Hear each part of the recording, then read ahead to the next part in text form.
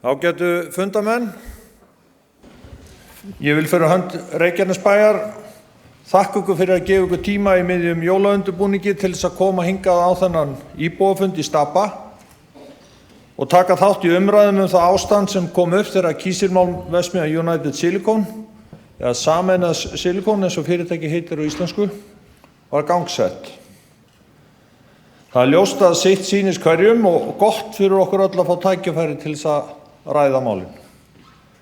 Þetta 7. íbúafundurinn sem að núverandi bæjaryfirvöld í Reykjanesbæ halda, en áður hafa verið haldin íbúafundir meðal annars fjármál og skipulagsmál sveitarfélagsins. Bæjaryfirvöldum og umhverfisstofnun bárust kvartanir frá bæjarbúum vegna lyktar og loftmengunar sem ekki hafði verið gert ráð fyrir í upphafsfasa kísilmálmverksmiðjunnar og hún því kynnt sem ófyrirséð mengun til aðgreiningar frá þeirri mengun sem talin var fyrirséð og búið að lýsa í umhverfismati og starfsleyfi. Ég vona að umræður kvöldsins varpi skýrara ljósi á hvað gerðist, að gerast og mun gerast í verksmiðjunni og hvernig best sé fyrir okkur sem samfélag að bregðast við því. Jafnframt vil ég nota þetta tækifæri og upplýsa að ég hef óskað eftir fundi með forstjóra Isavia þar sem ég mun óska eftir því að hafist verði handa sig fyrst við að mæla loft og hljóðmengun frá flugvellinum. Sá fundur verður nú á föstudag. Ég vona að umræða verði málefnalegur á fundinum og hef fengið þaulvanan fundastjóra til þess að halda utan fundinn, en sá heiti Hjálmar Árnason, fyrrverandi skólameistari Fjölbrautaskóla Suðurnesja, alþingismaður og núverandi framkvæmdastjóri Keilis á Ásbrú. Hjálmar, gjörðu svo vel.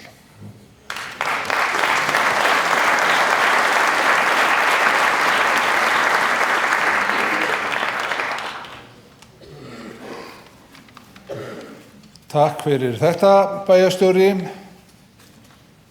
ágæta fundarfólk. Ég held að væri ágætt að við byrjuðum áður en við förum út í efnið sjálft að minnast á okkar frábæru krakka hér í Reykjanesbæ sem voru að koma okkur upp í efstu deild í svokallaðri PISA-könnun. Það ekkert mörg ár síðan við vorum þar í neðstu deild og með samhentu átaki allra, stjórnmálamanna, embættismanna, skólastjóra, kennara, ekki síður foreldra og barnanna sjálfra, þá náðum við á örskömmum tíma að taka framtíð okkar, börnin okkar, úr neðstu deild upp í þá efstu, nánast til Parísar eins og strákarnir í fótboltanum. Klöppum fyrir krökkunum í Reykjanesbæ.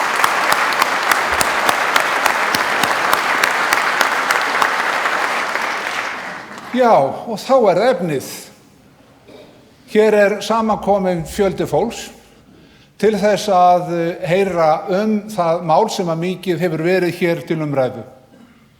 Eins og bæjarstjóri nefndi þá eru skiptar skoðanir á efninu og það bara heilbrigt að hafa skiptar skoðanir og það fagnaðarefni að bæjarstjórn skuli boða til fundar til þess að upplýsa. Þetta ekki fundur til þess að álykta eitt eða neitt, þetta fundur til þess að styrkja umræðuna. Það von okkar allra að eftir fundin þá verðum við upplýstari og getum haft enn betri umræðu efnið og svo getur fólk gert hvað sem við þær upplýsingar. Formið verður það að til að byrja með verða hér framsögur frá fulltrúa bæjarstjórnar, frá fulltrúa fyrirtækisins United Silicon, frá fulltrúi orkurannsókna Keilis mun greina frá mæliaðferðunum og fulltrúar umhverfisstofnunar. Að þeim erindum loknum verður opnað fyrir fyrirspurnir. Og þegar ég segi fyrirspurnir þá það feitletrað og undirstrikað. Og það verður stillt upp hér hljóðnema á miðju gólfinu og þeir sem að vilja bera fram spurningar til þeirra 13 sem að hér munu sitja við langborðið, þeir bera þær fram í þeim hljóðnema og mynda fallega röð. Ég hef ekki miklar áhyggjur af því að þetta verði ekki málefnalegur fundur þegar maður lítur yfir hópinn og ekki eftir neina bíða. Við bjóðum velkomna hér í pontu fulltrúa bæjarstjórnar Reykjanesbæjar, Kolbrúnu Jónu Pétursdóttur. Kolbrún, gjörðu svo vel.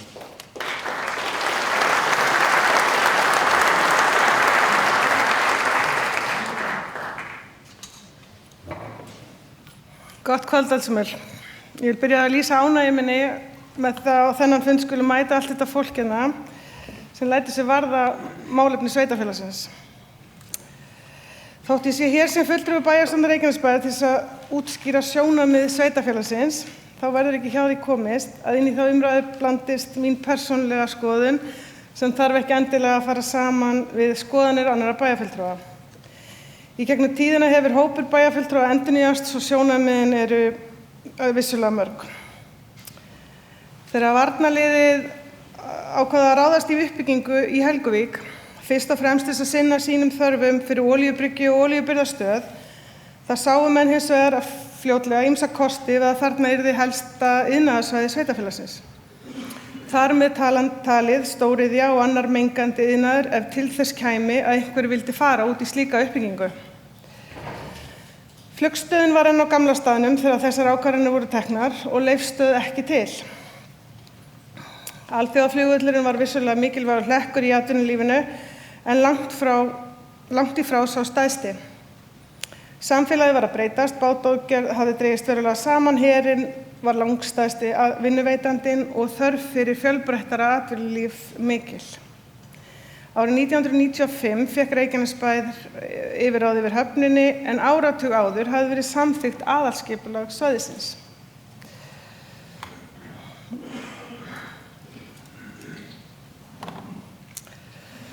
Kynningar hafa verið birtar á umhverfismatsskýrslum bæði vegna ál- og kísilverksmiðju í fjölmiðlum og kynningar haldnar á starfsleyfi í dúshúsum. Einnig hafa breytingar á aðal- og deiliskipulagi verið auglýstar og kynntar með lögformlegum hætti. Samkvæmt skipulagsreglugerð er gert ráð fyrir að iðnaðarstarfsemi geti haft mengun í för með sér. Það hefur verið vitað frá fyrstu tíð að kísilverksmiðjur og álver eru mengandi iðnaður. Í starfsleyfi þeirra er heimild til að menga og er hún lögbundin innan þeirra marka sem í dag er talið hættulaust. Það er varla hægt að segja að þessar framkvæmdir hafi ekki verið kynntar íbúum. Íbúafundur var haldinn árið 2015 og íbúar kusu deiliskipulagsbreytingu vegna lóðar í Helguvík. Draumastaðan að mínu mati væri svo að íbúar kæmu á svona ákvörðunartöku með beinni kosningu áður en ferlið hefst, en það er varla hægt að segja að okkur hafi ekki staðið til boða að kynna okkur málin. Reykjaneshöfn gerði lóðasamning við United Silicon árið 2012 og verksmiðjan fékk starfsleyfi sumarið 2014. Þegar núverandi meirihluti tók við voru sumsé komin þau leyfi sem til þurfti svo United Silicon gæti hafið starfsemi. Starfsleyfið fór í lögbundið auglýsingaferli og athugasemdir við það voru afar fáar. Samningur við Thorsil var undirritaður í apríl 2014 fyrir tíð núverandi bæjarstjórnar og síðan þá hafa verið gerðir við hann nokkrir viðaukar. Í málefnasamningi núverandi meirihluta voru aðilar sammála að styðja við áframhaldandi uppbyggingu í Helguvík. Það þýðir þó ekki að við munum sætta okkur við að mengun hér verði umfram það sem leyfilegt enda höfum við ekki gefið þumlung eftir í að þrýsta á að fyrirtæki sem hér starfa og Umhverfisstofnun geri eins vel og hægt í mengunarvörnum og eftirliti með þeim. Það eru nefnilega margar hliðar á Helguvík. Það er ekkert leyndamál að þessar verksmiðjur munu að öllum líkindum verða eitt af því sem hjálpar okkur út úr þeim fjárhagsvandræðum sem við höfum verið í. Núverandi bæjarstjórn hefur lagt nótt við 19 dag í að koma efnahag sveitarfélagsins á réttan kjöl og er enn að. Í þeirri vinnu vegur starfsemi kísilvera og tekjur af höfninni í Helguvík þungt. Tekjur af verksmiðjum United Silicon og Thorsil geta orðið umtalsverðar þegar starfsemin verður komin á rétt ról. Rekstur Reykjaneshafnar hefur alls ekki staðið undir sér undanfarin ár og þá á ég við að rekstrartekjur duga aðeins til að borga duglegum hafnarstarfsmönnum laun. Það hefur ekki verið neinn afgangur í afborganir af lánum eða í framkvæmdir svo árum skiptir. Lóðasala hefur stundum lyft efnahagnum örlítið upp en fjármagnsgjöld hafnarinnar hafa verið í kringum 0,5 milljarð á ári undanfarin ár og það hálfum milljarði og mikið. Tekjur hafnarinnar eru helst afla- og vörugjöld og mér langar að nefna hérna nokkuð dæmi til að fólk átti sig á því hvaða fjárhæðir að ræða í tekjum hafnarinnar. Tekjum sem eiga að vega upp á móti hálfum milljarði sem við þurfum til að greiða á lánum við höfnina á hverju ári. Aflagjöldin eru tekjur sem við höfum af lönduðum afla. Má það nefna loðnuna, en fyrir slíku uppgrip þá gaf Loðnan okkur í fyrra 30 milljónum meira en hún gerði á þessu ári. En því miður þá getum við ekki stólað á loðnuna, en þá það makríllinn sem við erum öll sennilega afar glöð að fá hingað, bæði gaman að fylgjast með bátunum, veiða og landa hér allt í kring, og svo eru það tekjurnar. Makríllinn gaf okkur 8 milljónir í tekjur á árinu. Svo hefur við einnig tekjur af öðrum lönduðum afla, en núna þegar þetta talað hefur afla verið landað næstu því 1600 sinnum á árinu í höfnum Reykjaneshafna. Vörugjöldin eru innheimt af þeim vörum sem skipað upp hér. Má þar nefna flugvélabensín. Hingað koma alltaf það bil 45 skip á ári. Mikil aukning hefur verið í innflutningi eldsneytis fyrir flugvélar í Helguvíkurhöfn. Árið 2013 þá gaf flugvélabensínið okkur rúmar 42 milljónir, en í dag eru það 100 milljónir. Það aukning upp á tæp 140%. Og ef við miðum við að spá Isavia að farþegafjölgun gangi eftir, má ætla að framhald verða á þessari aukningu í innflutningi á flugvélabensíni. Það eitt og sér mun þó ekki duga okkur á næstu árum til að standa undir að borga fjármagnskostnað hafnarinnar, þó að þau muni létta okkur lífið eitthvað ef aukning og spár Isavia ganga eftir. Tekjur af innflutningi hráefnis til vinnslu í kísilverksmiðjunum og útflutningi af afurðarinnar geta hins vegar hlaupið á 100 milljóna ef verksmiðjurnar ná fullum afköstum í framleiðslu kísilmáms upp á 688.000 tonn hjá United Silicon og 867.000 tonn hjá Thorsil á ári. Vörugjöld á 2 verksmiðjum í fullum afköstum geta því numið fjármagnskostnaðar Reykjaneshafnar eða hátt í 500 milljónum á ári. Hafnagjöld geta einnig orðið rúmar 25 milljónir á ári og fasteignagjöld til Reykjanesbæjar rúmar 40 milljónir, en fyrstu 10 árin helmingsafsláttur vegna fjárfestingarsamnings af fasteignagjöldum sem ríkið gerði við fjárfesta í Helguvík allt land.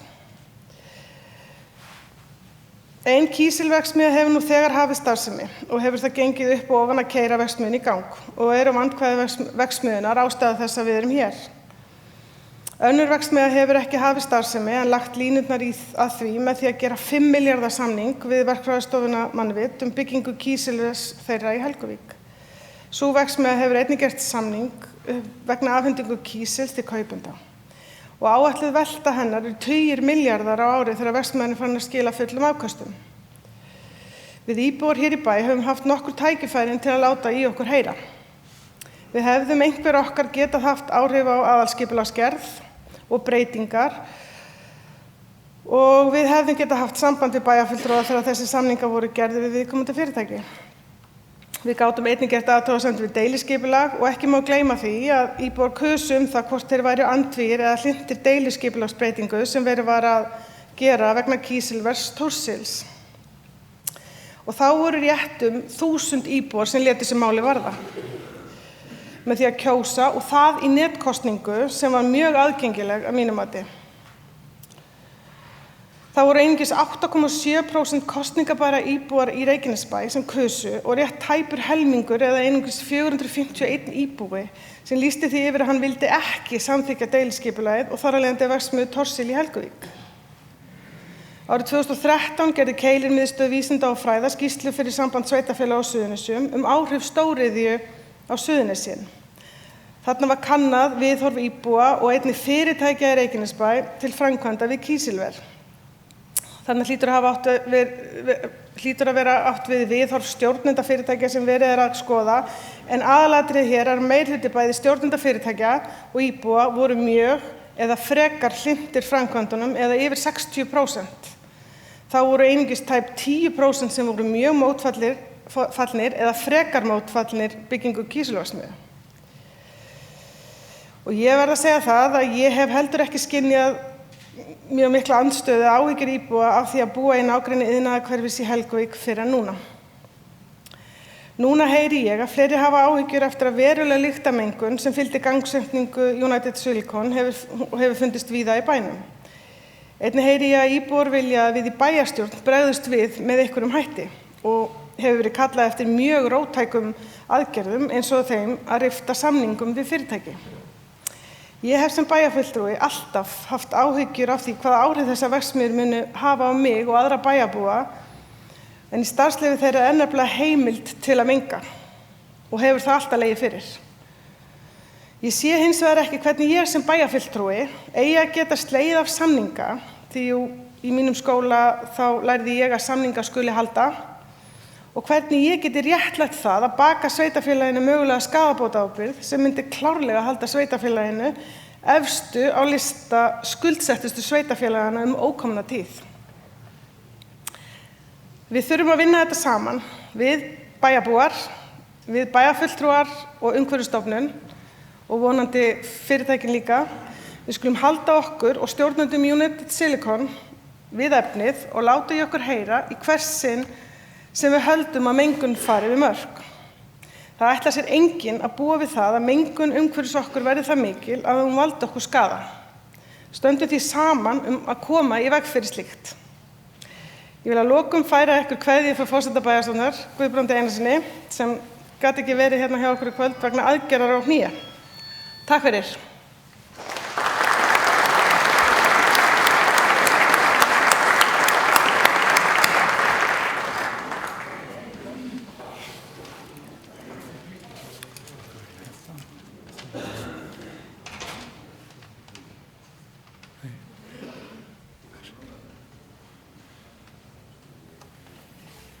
Já, þakka ég fyrir þetta, Kolbrún. Við heyrðum hér sjónarmið úr bæjarstjórn og það væri nú kannski gaman að sjá ég að byrja þá að rétta upp hönd sem að tóku þátt í netkosningunni deiliskipulagið. Já, bara nú getum við dæmt hvert sig, en kannski sváum við svolítið að verðinum. En á eftir, þegar að pallborðsumræður hefjast, þá gefst okkur færi á að spyrja alla fulltrúa og þar á meðal fulltrúa allra flokka sem að sitja í bæjarstjórn. En þá er komið að fulltrúa fyrirtækisins United Silicon. Það er Kristleifur Andrésson. Fór ekki rétt með nafnið? Já, þú áttir að spretta upp þegar ég nefndi nafnið. Og við bjóðum hann velkomin hér og hann mun kynna viðhorf og hvað er í gangi hjá fyrirtækinu. Kristleifur, gjörðu svo vel.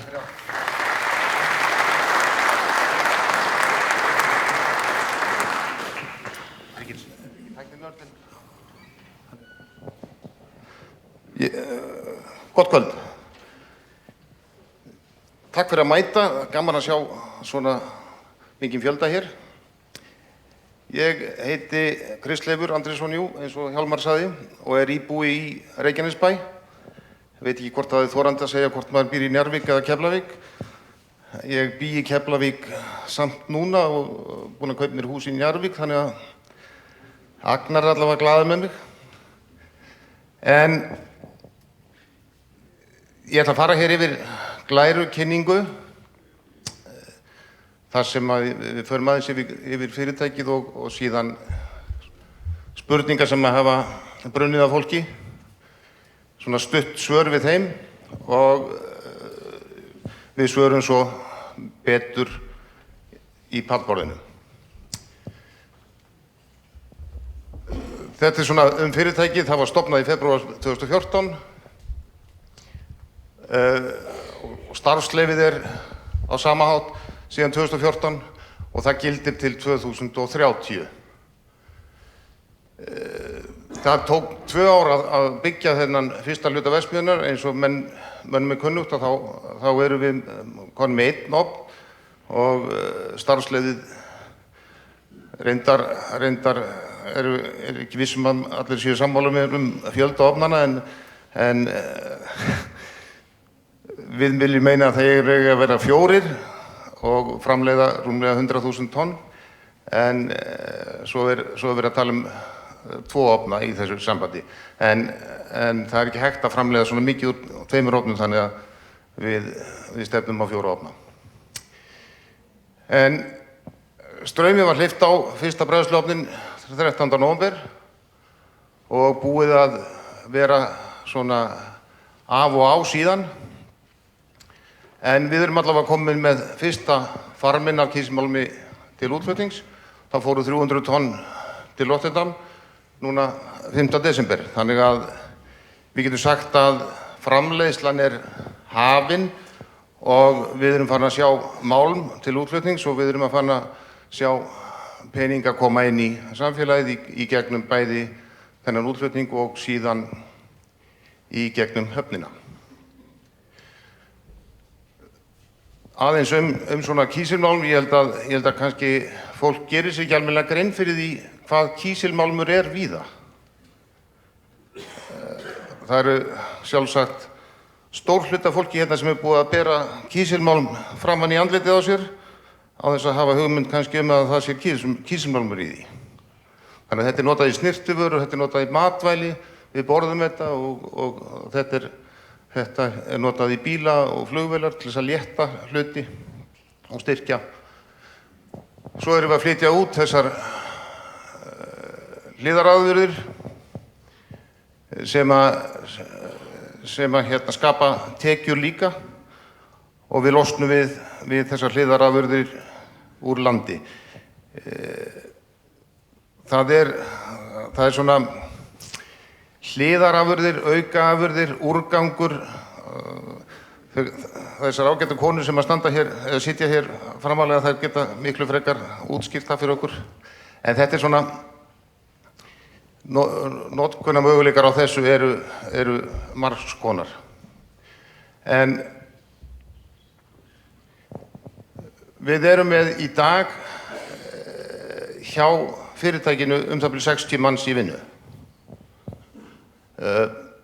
Þarna erum við með sérþjálfaða framleiðslustarfsmenn sem að eru í þjálfun í dag og verða það áfram.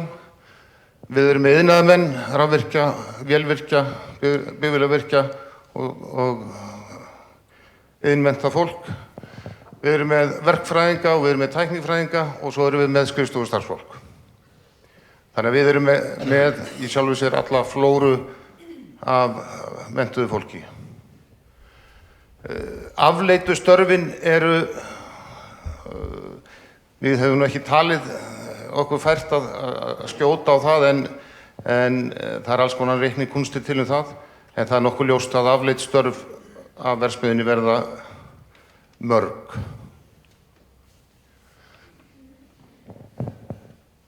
Fyrir verksmiðjuna sem slíka þá má búast við rúmlega 60 skipakomum á ári og þau færa okkur fyrir þennan eina ofn 115.000 tonn af hráefnum og frá okkur 23.000 tonn af kísli. Og svo er það kísilrykið og annað slíkt þarna. Og þessi áætlun hafnargjöld af því að hann langar í meiri hafnargjöld,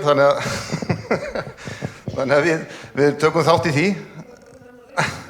Já, við tökum þátt í þessu. Þannig að þetta er allt saman mjög jákvætt. Ég vil aðeins að fara yfir svona spurningar sem hafa brunnið á fólki og einföld kannski svör við því. Svo ef að menn vilja frekari útskýringar þá dælið því á okkur bara í pallborðinu. Það var vinnuslys hjá okkur og það gerðist þannig að starfsmaður fékk rafstuð í aðra höndina og við getum sagt að hann gerði sér ekki grein fyrir kannski alvarleika slysins eða hvað þetta þýddi, því að hann bara ætlaði að halda áfram að vinna, ætlaði að setjast niður og hvíla sig aðeins og gekk svo upp í stjórnstöð upp á næstu hæð þar sem að hann sagði frá og viðbrögð stjórnenda voru alveg hárrétt, að hann var fluttur á slysadeild til skoðunar og fór svo heim bara eftir skoðun, en hann er ekki kominn til vinnu ennþá og við óskum honum besta bata. Læknar segja honum að hann nái sér að fullu og við tökum öll undir það að óska honum fulls bata. En viðbrögð okkar við þessu voru að slökkva strax á ofninum því að við höfum enga, við viljum ekki vinnuslys og við viljum ekki slasa fólk. Þannig að slökkt var ofninum í hvelli og rannsókn sett af stað og vegna þessa vinnuslys var slökkt á ofninum í 4 sólarhringa. Að þeim tíma loknum var búið að rannsaka slysið og vinna úrbætur á því sem talið vera fullnægjandi til þess að sé hægt að keyra þetta aftur. Mig langar til að sjá í framan í ykkur hérna líka nýja sveitunga mína. En hann sem sagt á að ná sér að fullu og hann nýtur fulls stuðnings fyrirtækisins á allan hátt.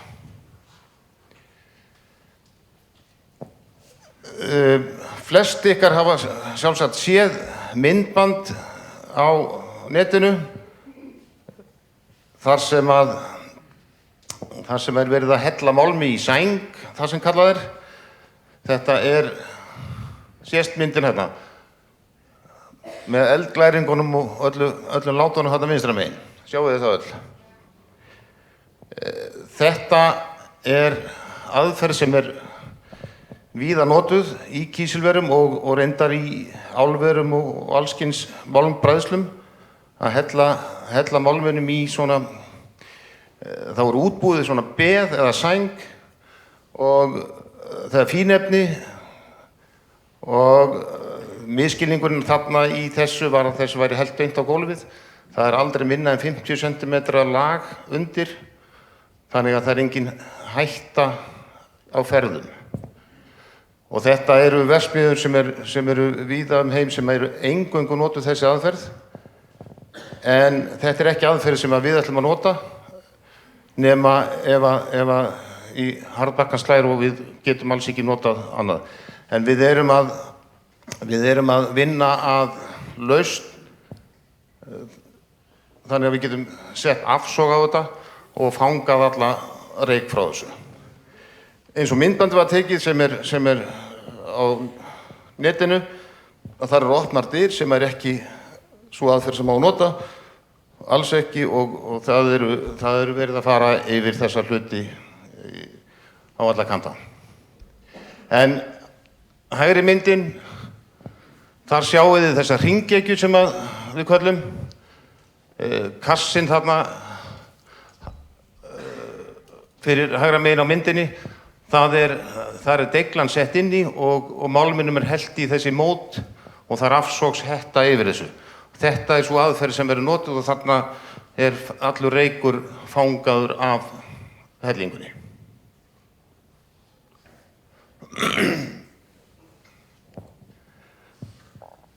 Lyktarmengun, og þá komum við að því hvað er lykt og hvað er ekki lykt. Það voru þessi 50 tímar í upphafi sem var brennt timbur, eða timbri eins og íslensku menn segja, í ofninum, og það var gert til þess að þurrka ofnin. Ofnin það er steypaðis og raki og það þarf að þurrka alla raka úr honum og síðan baka skautin. Og það er gert með þessum eldi í ofninum. Eftir það er sett rafmagn á ofnin. En þetta er bara gert í upphafi og ekkert aftur. Og það er verið að hugsa fyrir nýrri aðferð við að baka þetta. þannig að þetta þurfi ekki að koma til þess að verði brennt timbri í næsta ofni.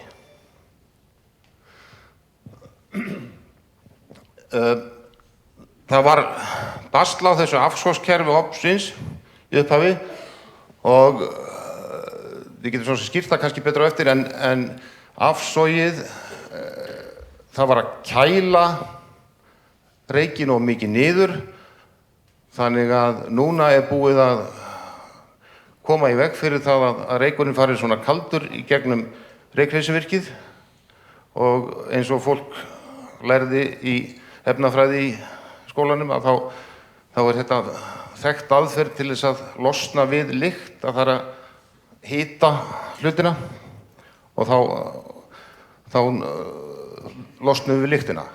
Þannig að við erum að vonast til þess að þetta kerfi sem að fer að virka núna, að það komi í veg fyrir lyktina.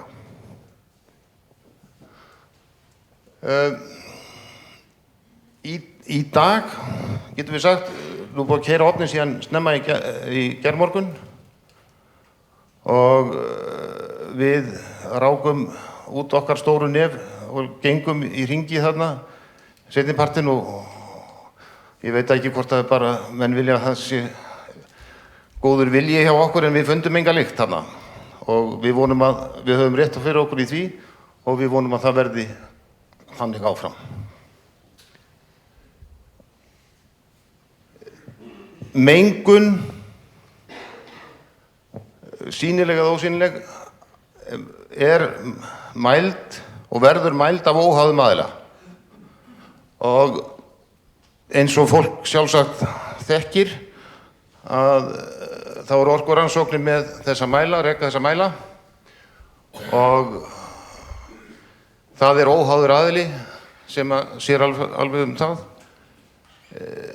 Inn á Andvara hafa sjálfsagt flestir hér farið og þeir eru, þessi snillingar hjá Andvara, að svona þróa þessa framsetningu á þann hátt að hún verði einfaldari hugsanlega. Við höfum verið að kalla eftir því að það sjáist strax á forsíðunni hvort að mengunin er nálagt eða undir eða yfir þessum viðmiðunarmörkum. Okkur finnst, og við höfum heyrt það að fólki finnist þetta dálítið erfitt að sjá er verið að menga mikið eða lítið og Egill fer betur yfir þá eftir frá orkurannsóknum. En Umhverfisstofnun er búin að setja upp einn mæli viðbót í Heiðarhverfinu. Einhver sagði mér að þetta heitir sko Heiðarhverfi en ekki Heiðarhverfi, þannig að ég biðst afsökunar á þessu. En þetta er... En sem sagt starfsleyfið er auðvitað háð því að við förum ekki yfir þessum viðmiðunarmörk. Og það er í rauninni stóra málið. Við verðum að vera undir þessum mörkum, annars er starfsleyfið í húfi. Og það er auðvitað hlutur sem við ætlum okkur að standa fastir á. Við ætlum auðvitað að reka þarna verksmiðju til margra ára og frá þurfum við að standa okkur í þessum hlutum. En Egill fer nú svo sem betur yfir þá eftir að með niðurstöður úr þessum mengunarmælingum. En þær hafa allar verið á einn veg að við höfum aldrei farið yfir þessi viðmiðunarmörk. Eitt af þessum atriðum sem hefur verið deilt það er þessi matsskýrsla sem er lögð til grundvallar og menn hafa verið allskyns spekulasjónir það. En það er bara ljóst að þessa skýrslu samþykkti Skipulagsstofnun og Umhverfisstofnun gaf út starfsleyfi á grundvelli hennar. Það eru, eins og þarna stendur, tveir óháðir aðilar búin að fara yfir loftdreifingarútreikningana og Force Technology er sem sagt alþjóðlega vottað félag sem fór yfir þessa skýrslu og svo prófessor við Háskóla Íslands. Þannig að þetta á allt saman að vera skotelt. Þannig að starfsleyfið byggist á þessu.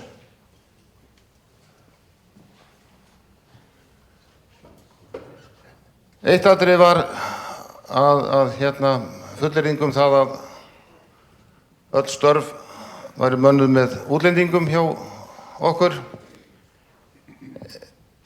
Við gerum ekki kröfu það hvort að fólk fætt á Raufarhöfn, Landspítalanum, Færeyjum eða einhvers staðar annars staðar. Við gerum þessar kröfur menntun, við gerum kröfu reynslu, heilsufar, meðmæli og við ætlumst til þess að fólk geti gert sig skiljanlegt á íslensku og eða ensku. Það lengra getum við ekki gengið í því að það er afar erfitt að fara að ráða fólk eftir búsetu eða uppruna.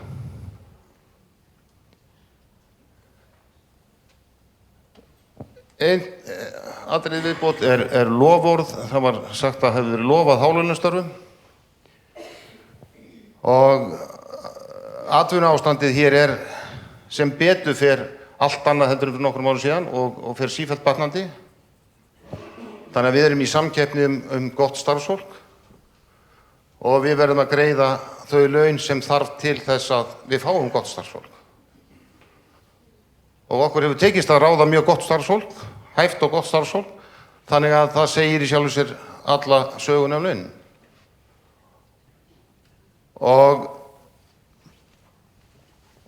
við erum með aðili að Samtökum atvinnulífsins og þar eru bara ákveðnir samningar í gildi og það er greitt álag á þau laun.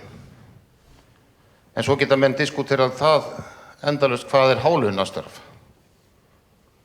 Ég held að við fáum andskoti margar fyrirgefið orðbragðið útgáfur af því hvað eru hálaunastörf.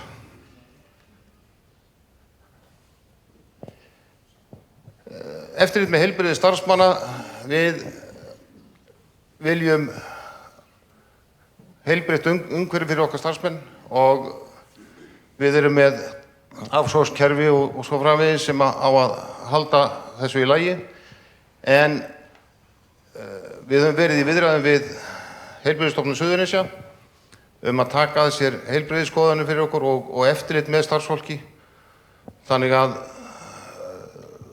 þetta er svo sem þekkt víða og að það er heilsufarsskoðun í upphafi starfs og svo árlegt eða 2 ára fresti. Það fylgst með,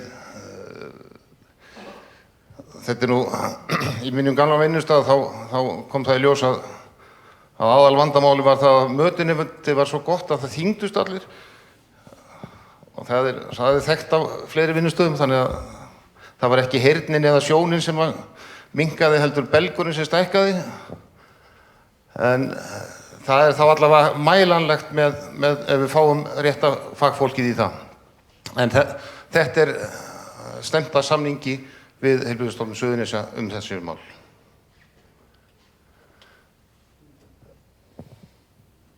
Þetta er eitt af atriðunum að útlit verksmiðjunnar sé ekki samkvæmt einhverjum teikningum. En þetta er bara staðreyndin. Þetta er búið að fara í gegnum rétt kerfi, samþykkt og allt saman eins og það á að vera.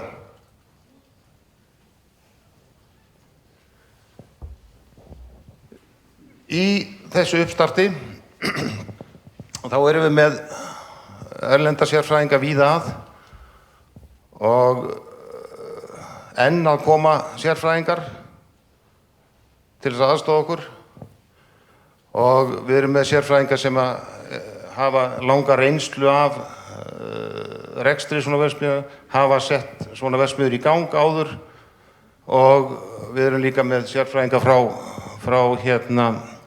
framleiðendum.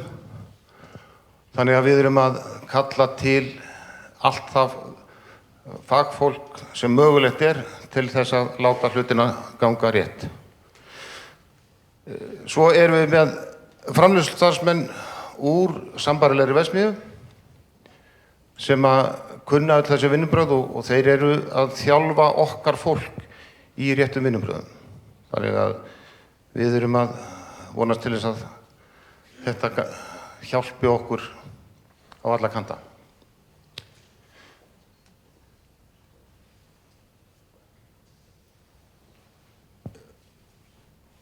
Vil ég lesa þetta sjálf? Þetta er bara staðreynd málsins og einlægur ásetningur okkar. Og ég ætla að biðja fólk að lesa þetta vel og ég ætla að biðja fólk líka að hjálpa okkur að láta þetta gerast. Því að þetta er auðvitað mikilvægt fyrir samfélagið að vera með vinnustað sem er ekki sveiflur í og skapar fólki með misjafna menntun, atvinnu og þetta hjálpar gríðarlega með höfnin okkar, svo ég skjóti nú enn á það að allar þessar skipakomur og svo margfeldis áhrif af þeim á eftir að hjálpa okkur verulega. En enn og aftur ég bið ykkur að leggja þessa glæðir á minnið og hjálpa okkur við að láta hana verða veruleika. Takk fyrir.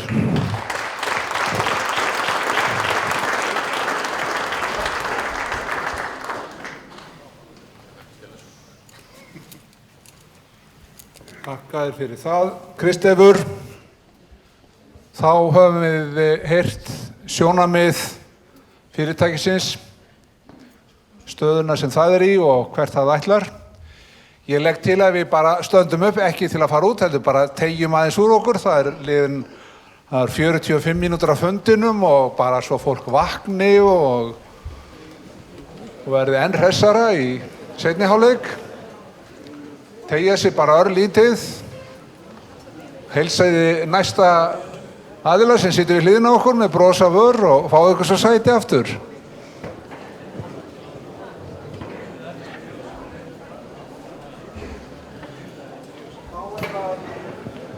Þá er komið að því að sjá hvernig loftgæðamælingar í Helguvík eru framkvæmdar.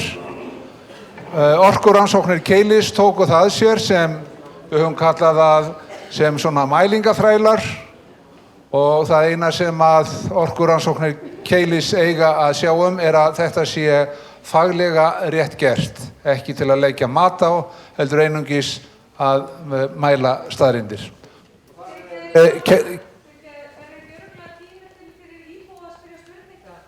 Það var kynnt hér í upphafi að eftir framsögur verða spurningar. Ok, þannig að verði nóg tími? Já, nóttin er ung. Það er Keflvíkingurinn Þórður Halldórsson sem ætlar að stíga hér í pontu. Gjörðu svo vel, Þórður.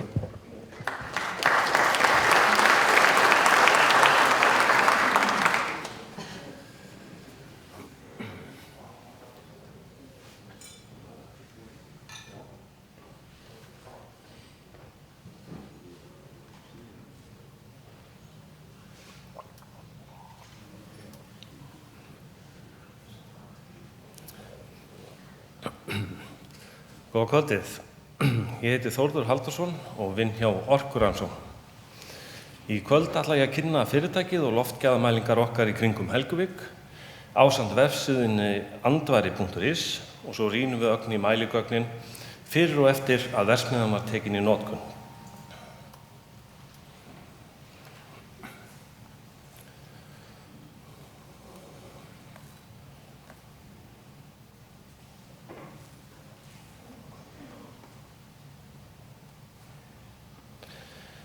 Orkurannsóknir eru hlutafélag í eigu Keilis sem rekur rannsóknarstofur í húsnæði skólans að Ásbrú, auk þess að sjá loftgæðamælingar í Helguvík. Fyrirtækið er óháður verktaki United Silicon og sér loftgæðamælingar í kringum Helguvík og undir eftirliti og samkvæmt forskrift Umhverfisstofnunar. Skóflustunga nýrri kísilmálmverksmiðju United Silicon í Helguvík var tekin þann 27. ágúst 2014. Formlega var verksmiðjan tekin í notkun þann 13. nóvember síðastliðinn. Í reglugerð loftmengunarefni stendur að Umhverfisstofnun skuli sjá til þess að mælistöðvar sem veita nauðsynlegar upplýsingar séu settar upp svo tryggja megi rétt almennings til upplýsinga og rétt viðbrögð ef loftmengun mælist yfir umhverfismörkum. Í reglugerðinni kemur fram að sá atvinnurekstur sem valdur að spillingu loftgæða skuli greiða rekstur mælistöðva. United Silicon réð orkurannsóknir til að nú var þetta allt saman farið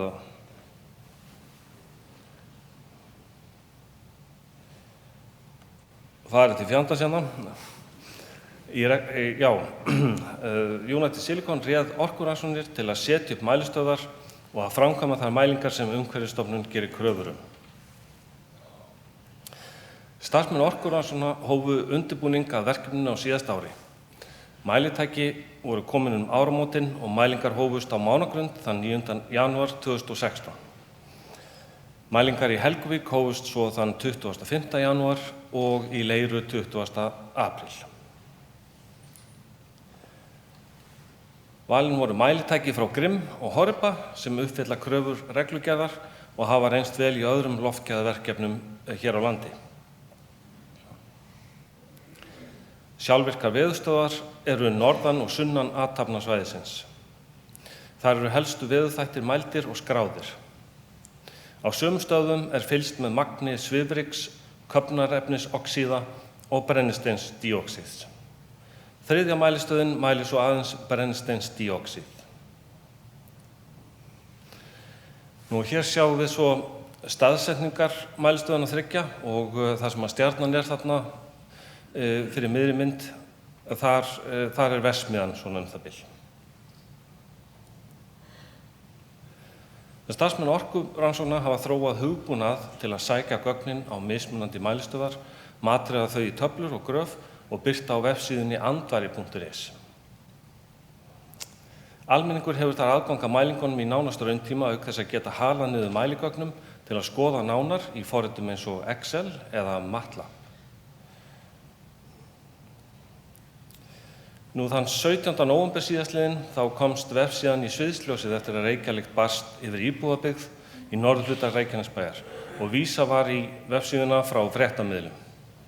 Þrátt fyrir mikið gegnsæi þá kom í ljós að margir af notendum síðunnar átti í erfiðleikum með að sjá í fljótu bragði stöðu loftgæða hverju sinni.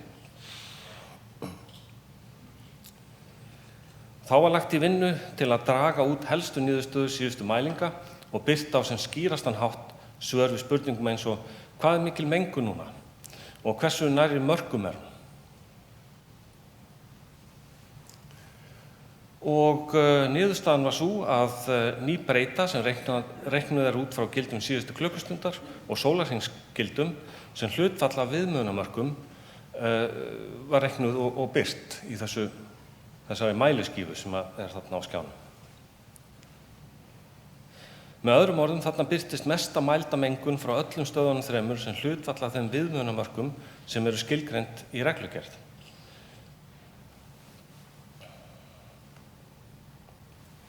Á þessari mynd gildi það við 12% af viðmiðunarmörkum. Ég ætla að prófa þennan vendil hérna. Já, sko. Og fari mengun yfir viðmiðunarmörk, þá nálin komin yfir á rauðasvæðið.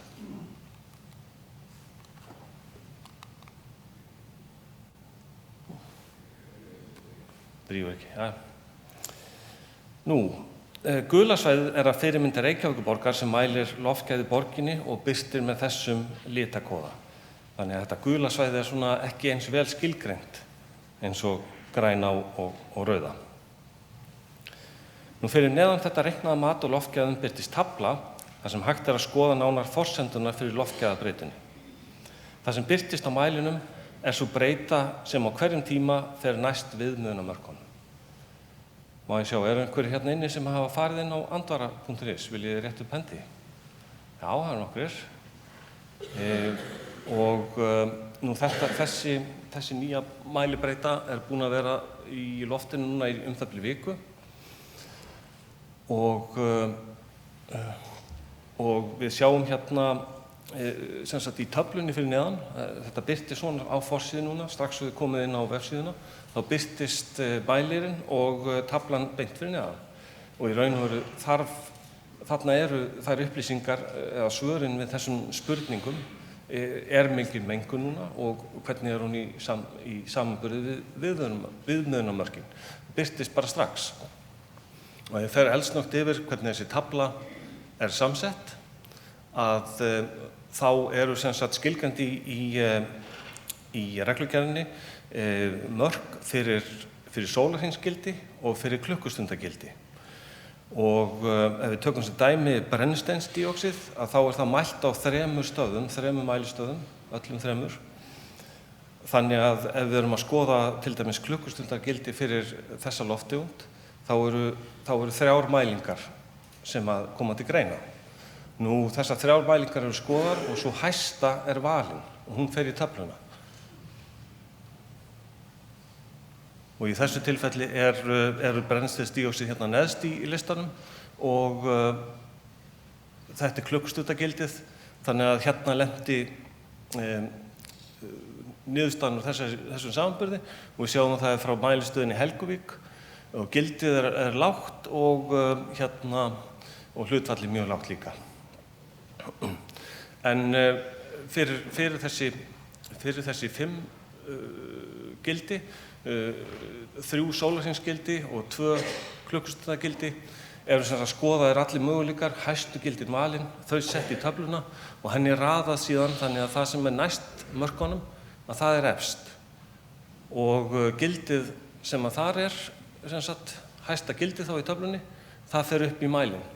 Þannig í raun og veru með því bara að kíkja á hennar mæli, þá strax hægt að sjá versta tilfelli sem að mælt á þeirri stundu. Og þessi mælir svo umreiknaður á það bil 10 mínútna fresti með nýjustu gögnum. Og það birtist hérna í honum, þarna einhvers staðar á gula svæðinu, milli græna og gula svæðsins, þá smá texti sem segir til hvenær upplýsingarnar eru reiknaðar.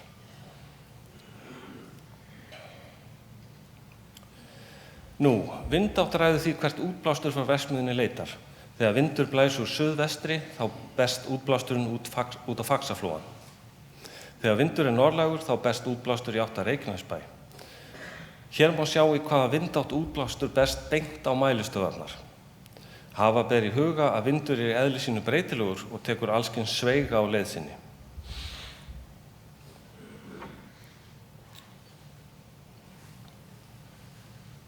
Nú, þarna á skjánum núna myndband og þetta myndband var tekið á Fitjum í gær. Það var svona strekkingsvindur og þarna sá ég gott dæmi til þess að reyna að skýra þessa hegðun á vindinum. Þannig að jafnvel í strekkingsvindi þá koma kviður sem sumar eru talsvert svona á skjön við meginstefnu vindsins. Sjáum við þarna kannski, ef þetta sést sæmilega út í sala, þá sjáum við sko að það koma vindsveipar sem að greinilega eru í annarri stefnu heldur en svona, þetta ekki alveg einsleitt, þetta fer svona í smá sveigum.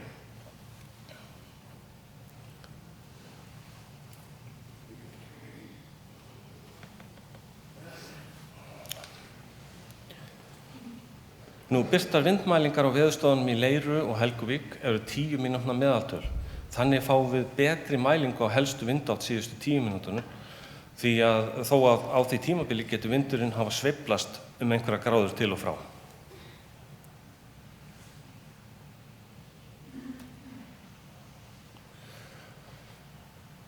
Nú, þetta fyrirbæri heitir vindrós og hún sýnir okkur samantekt á mælingum í samhengi við vindátt. Og hér eru 2 einföld dæmi. Efri vindrósin fyrir 3 mælingar, þar sem vindur blæs úr austri og 1 mæling úr suðri.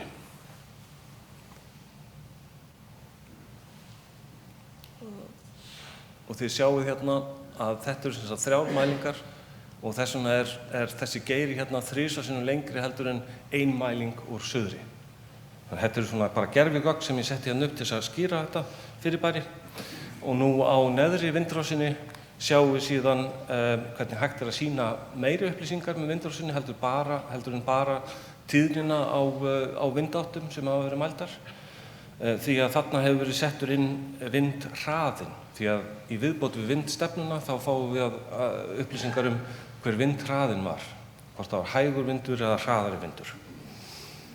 Og þið sjáu gögnin hérna við hliðina á vindrásinni og í þessu tilfelli þá breytti ég vindhraðanum úr því að vera 1 metri í öllum tilfellum. Þá fekk ég sama lit á alla geirana yfir í það að það er ein mæling upp á 10 metra og ein upp á 5 metra og 5 metra mælingin er í suður og þið sjáu hvernig þá eru 2 mælingar bláar sem er þá hægur vindhraði, ein græn sem er meðalhraður og svo ein rauð sem að þýðir hraðari vindur. Og svo er skali hérna til hliðar. Þið sjáu þetta náttúrulega ekki núna en svona ef þið rekist á vindrás þá getið þið notað þennan skala til að sjá nánar hvað er að vera.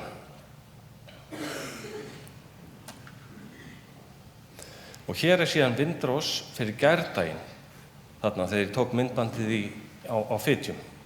Og við sjáum þarna sem sagt samantekt í 1 sólarhring alla mælingar á 10 mínútna fresti og þær voru langt flestar úr þessari átt hérna sem að, þetta er allt saman suðaustlæg átt og við sjáum örfáar mælingar þar sem að vindurinn er að snúa sér hérna og hægja á sér, minnir mig í gærkvöldi og við sjáum það með bláa litnum, þarna er komin hægar vindur en hér sjáum við sem sagt hvernig vindáttin var að mestu suðaustlæg og nokkuð hröð í gær.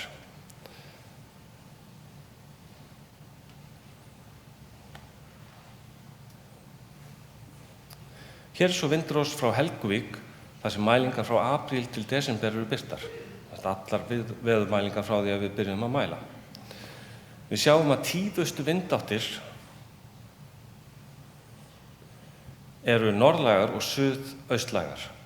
Enn fremur sjáum við að suðlægu áttirnar hafa verið hvassari en þær norðlægu. Við sjáum það á þessum gulu og rauðu litum hérna neðst á geirunum. Inn á þessa vindrás hef ég teiknað gróflega stefnu í verksmiðjuna frá mælistöðunum 3. Og við sjáum að báðar aðalstöðarnar í Leiru og Helguvík falla vel að tíðustu vindáttum.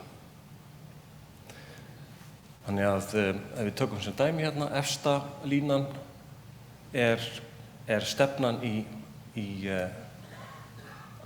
sem sagt, ef við værum stödd í Helguvík, þá væri verksmiðjan í cirka 25 gráður stefnu og þetta er sem sagt áttavitin, þá var 0 norður, 0 og 360 og 90 er þá austur og þessi stefna í Helguvík er 25 gráður. Nú ef við værum í Leirunni þá væri stefna í verksmiðjunni 188 gráður og við sjáum það með þessari ör hérna og ef við værum á Mánagrund þá er stefnan það bil 70 gráður og það er örund þarna á milli. Og við sjáum hérna vel hvernig mælistöðvarnar eru ágætlega staðsettar til þess að í raun og veru nema vindáttirnar þegar vindurinn kemur frá verksmiðjunni.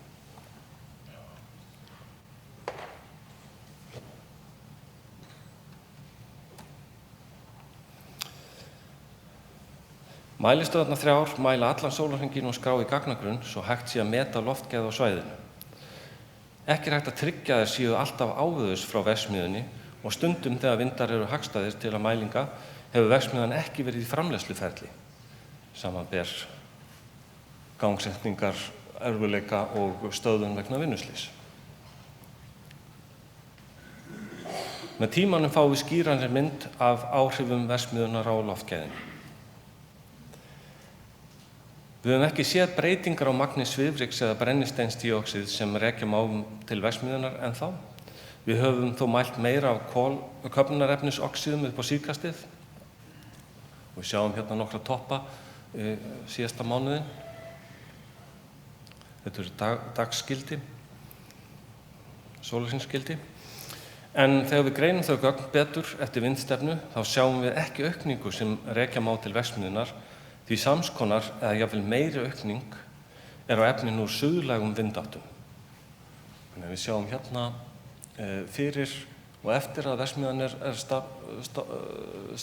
sett í gang og við sjáum hérna örlítið hærri gildi kannski, erfitt að sjá það og ég held í raun og veru þessi mjög óveruleg mismunur þarna á. En þetta er mjög sambærilegt við sem sagt aukningu á hæstu gildum og ég veit ekki, þetta virðist nú jafnvel vera sömu gildi líka að meðaltali. En sem sagt þetta er þá vindar þegar vindurinn kemur suðlægt til Helguvíkurstöðvarinnar þannig að þessi gildi get ekki komið frá verksmiðjunni. Þetta er frá flugvellinum eða frá bænum eða einhverjum öðrum uppsprettum.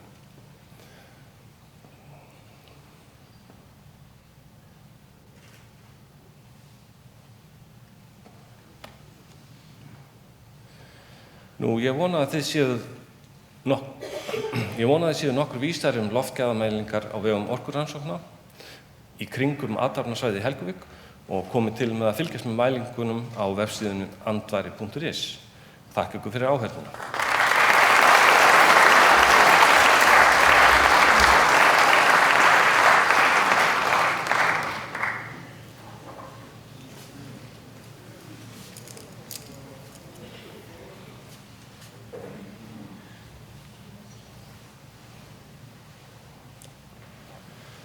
Takk fyrir þetta, Þórður. Þetta er flókið mál að mæla en við ættum að vita nokkuð vel helvítis rokið hérna. Vissu það svo sem fyrir. En fyrir þá sem hér eru og ekki vita meir Þórð, þá var hann svona stóra sem var á aðalstöðinni, sagt svona til upplýsingar. Síðast hér í kynningunni áður en að pallborðsumræður hefjast. Það eru fulltrúar frá Umhverfisstofnun og það er Sigríður Kristjánsdóttir og Þorsteinn eða er það bara Sigríður? Já. Gjörðu svo vel.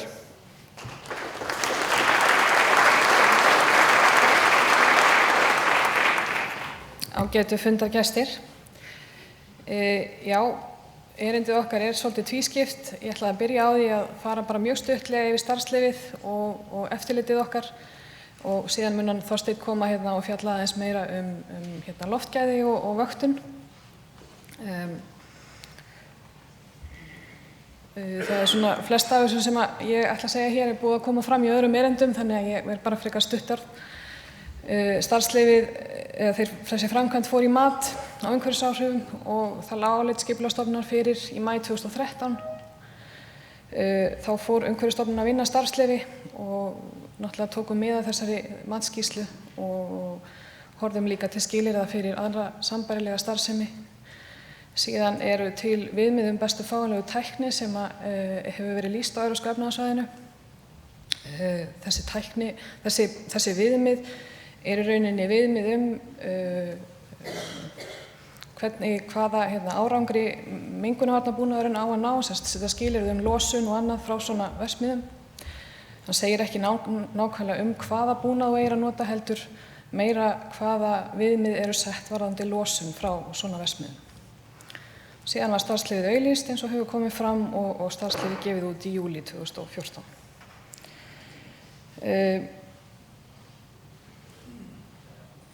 Eftirlitið okkar, Umhverfisstofnun hefur eftirlit með þeim starfsleyfum sem hún gefur út. Við förum í reglubundið eftirlit og það er ákveðin tíðni í reglugerðum sem segir að við eigum að fara í svona sambærilega starfsemi 2 sinnum á ári. En eftirlitið er ekki bara þessar vettvangsheimsóknir sem við eigum að fara í 2 sinnum á ári, heldur er það miklu meira. Við erum að fá gögn, mjög mikið af gögnum frá svona fyrirtækjum og erum að fara yfir það bæði bara við skrifborðið okkar og í samskiptum við rekstraraðilana. Og síðan höfum við möguleika á að fara hvenær sem er í fyrirvaralaust eftirlit og höfum beitt því þegar okkur finnst ástæða til þess. Þannig að þó að tíðnin í reglugerðinni segi eitt þá á það ekki alltaf við. Síðan höfum við líka möguleika og höfum beitt því að auka tíðnina á eftirlitinu. Þess að ákveða að fara 3 eða 4 sinnum á ári í viðkomandi fyrirtæki eða slíkt.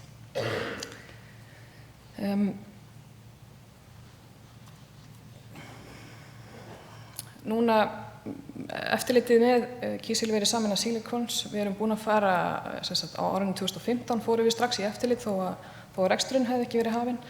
Það er bæði bara til að fyrirtækið átti sig á hvað eftirlitið okkar þýðir og síðan erum við náttúrulega líka að fara yfir allt sem fyrirtæki á að vera með tilbúið þegar þeir fara í gang. Svona áætlanir, rekstrarstöðvun, mæli áætlanir, umhverfisvöktun og ýmislegt þess áttar.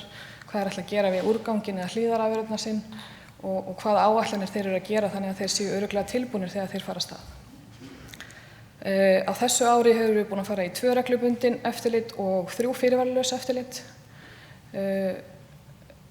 Þannig að og frá því að fyrirtækið hóf framleiðslu þá erum við búin að skrá 11 frávik á fyrirtækið. Og þessi frávik þau snúa flest að rekstri reykhreinsivirkjana, sem sagt ófullnægjandi afsog. Við höfum gert athugasemdir mikið við skráningar hjá fyrirtækinu, við teljum að það séu ekki fullnægjandi. Við höfum verið að fá mjög misvísandi upplýsingar og höfum haft áhyggjur á samskiptum við á milli okkar og fyrirtækisins. Þannig að þetta eru allt atriði sem við tökum í eftirlitsskýrslum og vil bara minna á að þessar eftirlitsskýrslur eru núna aðgengilegar á heimasíðu Umhverfisstofnunar, þannig að þið getið farið og lesið þær. Í síðustu viku þá beittum við ákveðnum þvingunarúrræðum á fyrirtækið. Við fórum í eftirlit og ofninn var ekki í gangi og við vorum búin að skrá fullt af frávikum og vorum kannski ekki búin að fá þau viðbrögð sem við vildum fá frá fyrirtækinu. Þannig að við sendum þeim fyrirmæli að setja ofninn ekki í gang aftur fyrir en að þeir væru búin að gera þessar úrbætur sem við óskuðum eftir að þeir gerðu. Og fyrirtæki brást mjög hratt við og var það bara mjög ánægjulegt hversu alvarlega þeir tóku í rauninni þessar aðgerðir okkar og sendu okkur mikið af gögnum sem við fórum bara mjög vel yfir og fengum heimileiðum afléttum þessum fyrirmælum seinnipartinn á mánudaginn. Og þessi bæði bréf, þessi fyrirmæli eru líka aðgengileg til að skoða á heimasíðum okkar.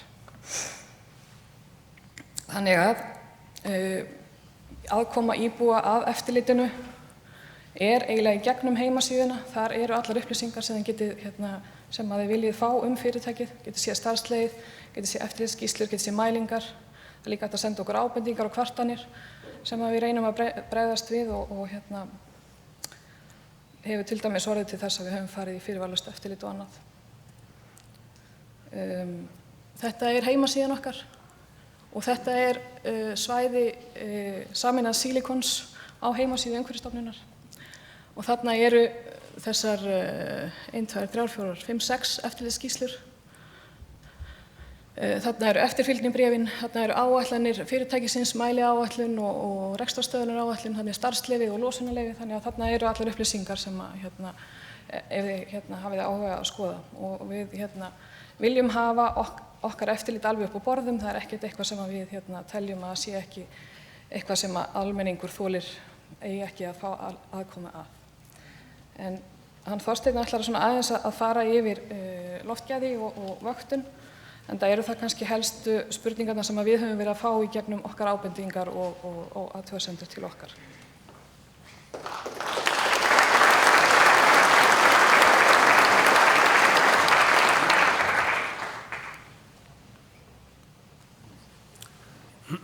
Já, sælveri, ég heiti Þorsteinn Jóhannsson og ég er í loftmengunarteymi Umhverfisstofnunar og ég ætla að fjalla loftgæðamál í tengslum við verksmiðjuna.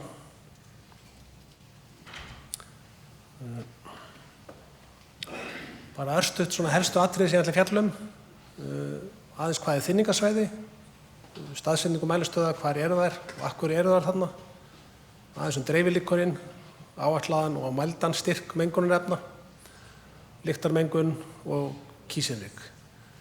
Og einhver atriði sem snerta mörg þessara, við höfum orðið var við ákveðin misskilning sem eru séð í fréttum og líka fyrirspurnum, hluta þeim misskilningi mjög skiljanlegur. Þetta oft svona flókin mál og erfitt átt að sjá þeim fyrir þá sem vinna ekki í þessu dagstaglega.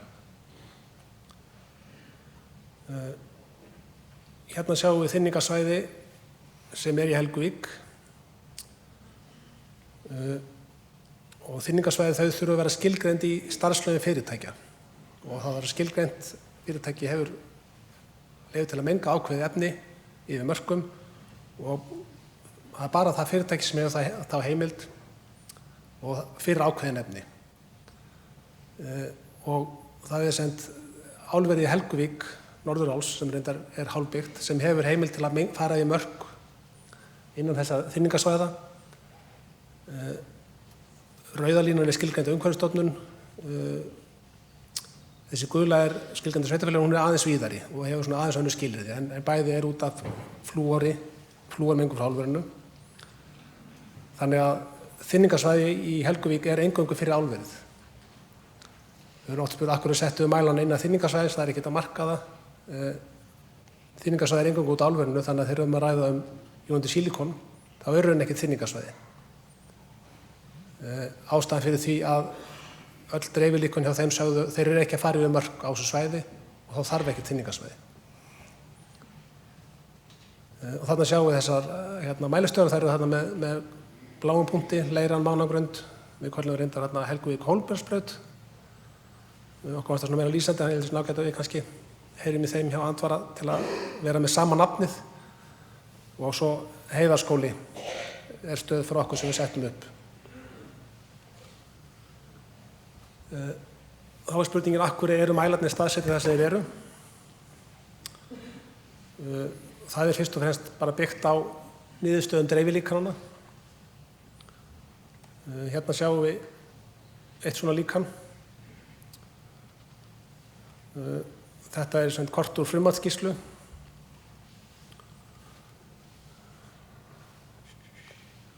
Hérna er verksmiðjan og það er þessar ríkjandi vindáttir sem ráða sjálfum sig hvert mengunarefni fara og það er norðvestanáttin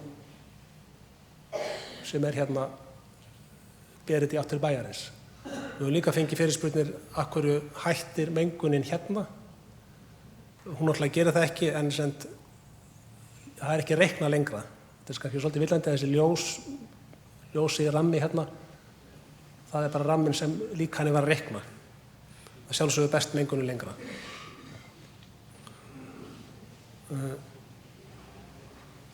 Og þannig að þegar maður horfa á þetta dreifilíkan þá var náttúrulega augljóst að setja mælistöðvarnar hér í svona stefnu þar sem dreifingin, mengunin er mest að dreifast í. Fyrst þegar við fengum þessa skýrslu þá var hún frá Kófi, eða það heldur menn. Nú voru sjálfur sem skráð á United Silicon og það hefur verið mjög svona skipta skoðanir menn verið mjög undrandi á þessu, kannski sem vanlegt er. Kröfur hvernig það er engar kröfur að sá sem gerir svona dreifilíkan þurfa að vera einhver vottaður aðili, það er ekkert að vera ákveðið stór verkfræðistofa, það er bara fyrst og fremst að vera einhver aðili sem telur sig geta gert það. Og þetta er vissulega mjög sérkennilegt mál sem er þá fyrst og fremst milli Kófi og United Silicon. Það er búið að fara yfir þetta á fleiri stöðum og þau dreifilíknar sem eru fyrirliggjandi önnur eins og frá Thorsil, þeim ber mjög vel saman.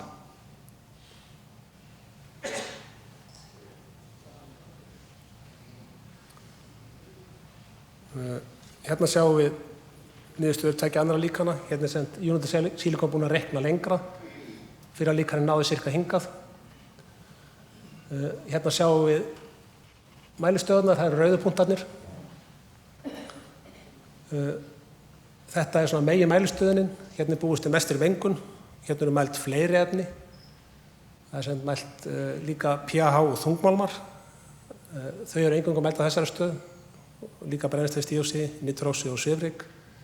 Hér er eingöngu SO2 og hér er SO2 sem er brennisteinsdíoxíð, nitróxíð og svifryk. Svo út af eindregnum óskum frá íbúðum þá settum við upp mælistöð hérna við Heiðarskóla. Við höfum sjálf sem mjög stuttan fyrirvara á að setja hann upp. Ef maður ætlar að panta svona nýja mælistöð og setja hann upp þá tekur það kannski 4 mánuði. Þannig þurftum svolítið að bara hafa nota mæla sem voru tiltækir og við gátum flutt, þannig að þarna mælt brennisteinsdíóxíð sem kemur frá álverinu og við settum líka þarna mæli sem mæli kolmónusíð, það ekki á hinum stöðunum, en það alveg hugsandi að það sé eitthvað að því að koma frá kísilverinu. Hér svo líkan frá Thorsil og þessi líkun eru sjálf sem mjög samhljóða, mesta mengun hér og mælistöðin hér. Þannig að þessi samsvörun milli líkanna segja okkur að bæði séu þau til þess ekki ábyggilega. Þetta náttúrulega eins og hver önnur spá, eins og veðurspáin. Sumir segja norska veðurspáin betur en svo íslenska. Það hafa aðeins mismunandi forsendur og það sá með þessi líkun.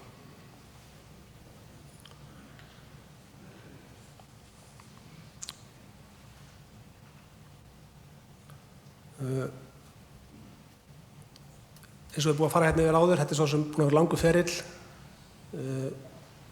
Við höfum alltaf talað að það væri vita mál að það væri að koma mengandi starfsemi. Þetta úr áliti Skipulagsstofnunar. Skipulagsstofnun telur með framlög gögn sé líklegt að framkvæmdaraðili geti hefur sýnt fram á að hann sé undir mörkum, en bendir sjálfum sér á að þetta mengandi starfsemi og komið til með að rýra loftgæði nokkuð á svæðinu. Og þess vegna líka hvetja til þess að sé þá vaktað sérstaklega loftgæðin.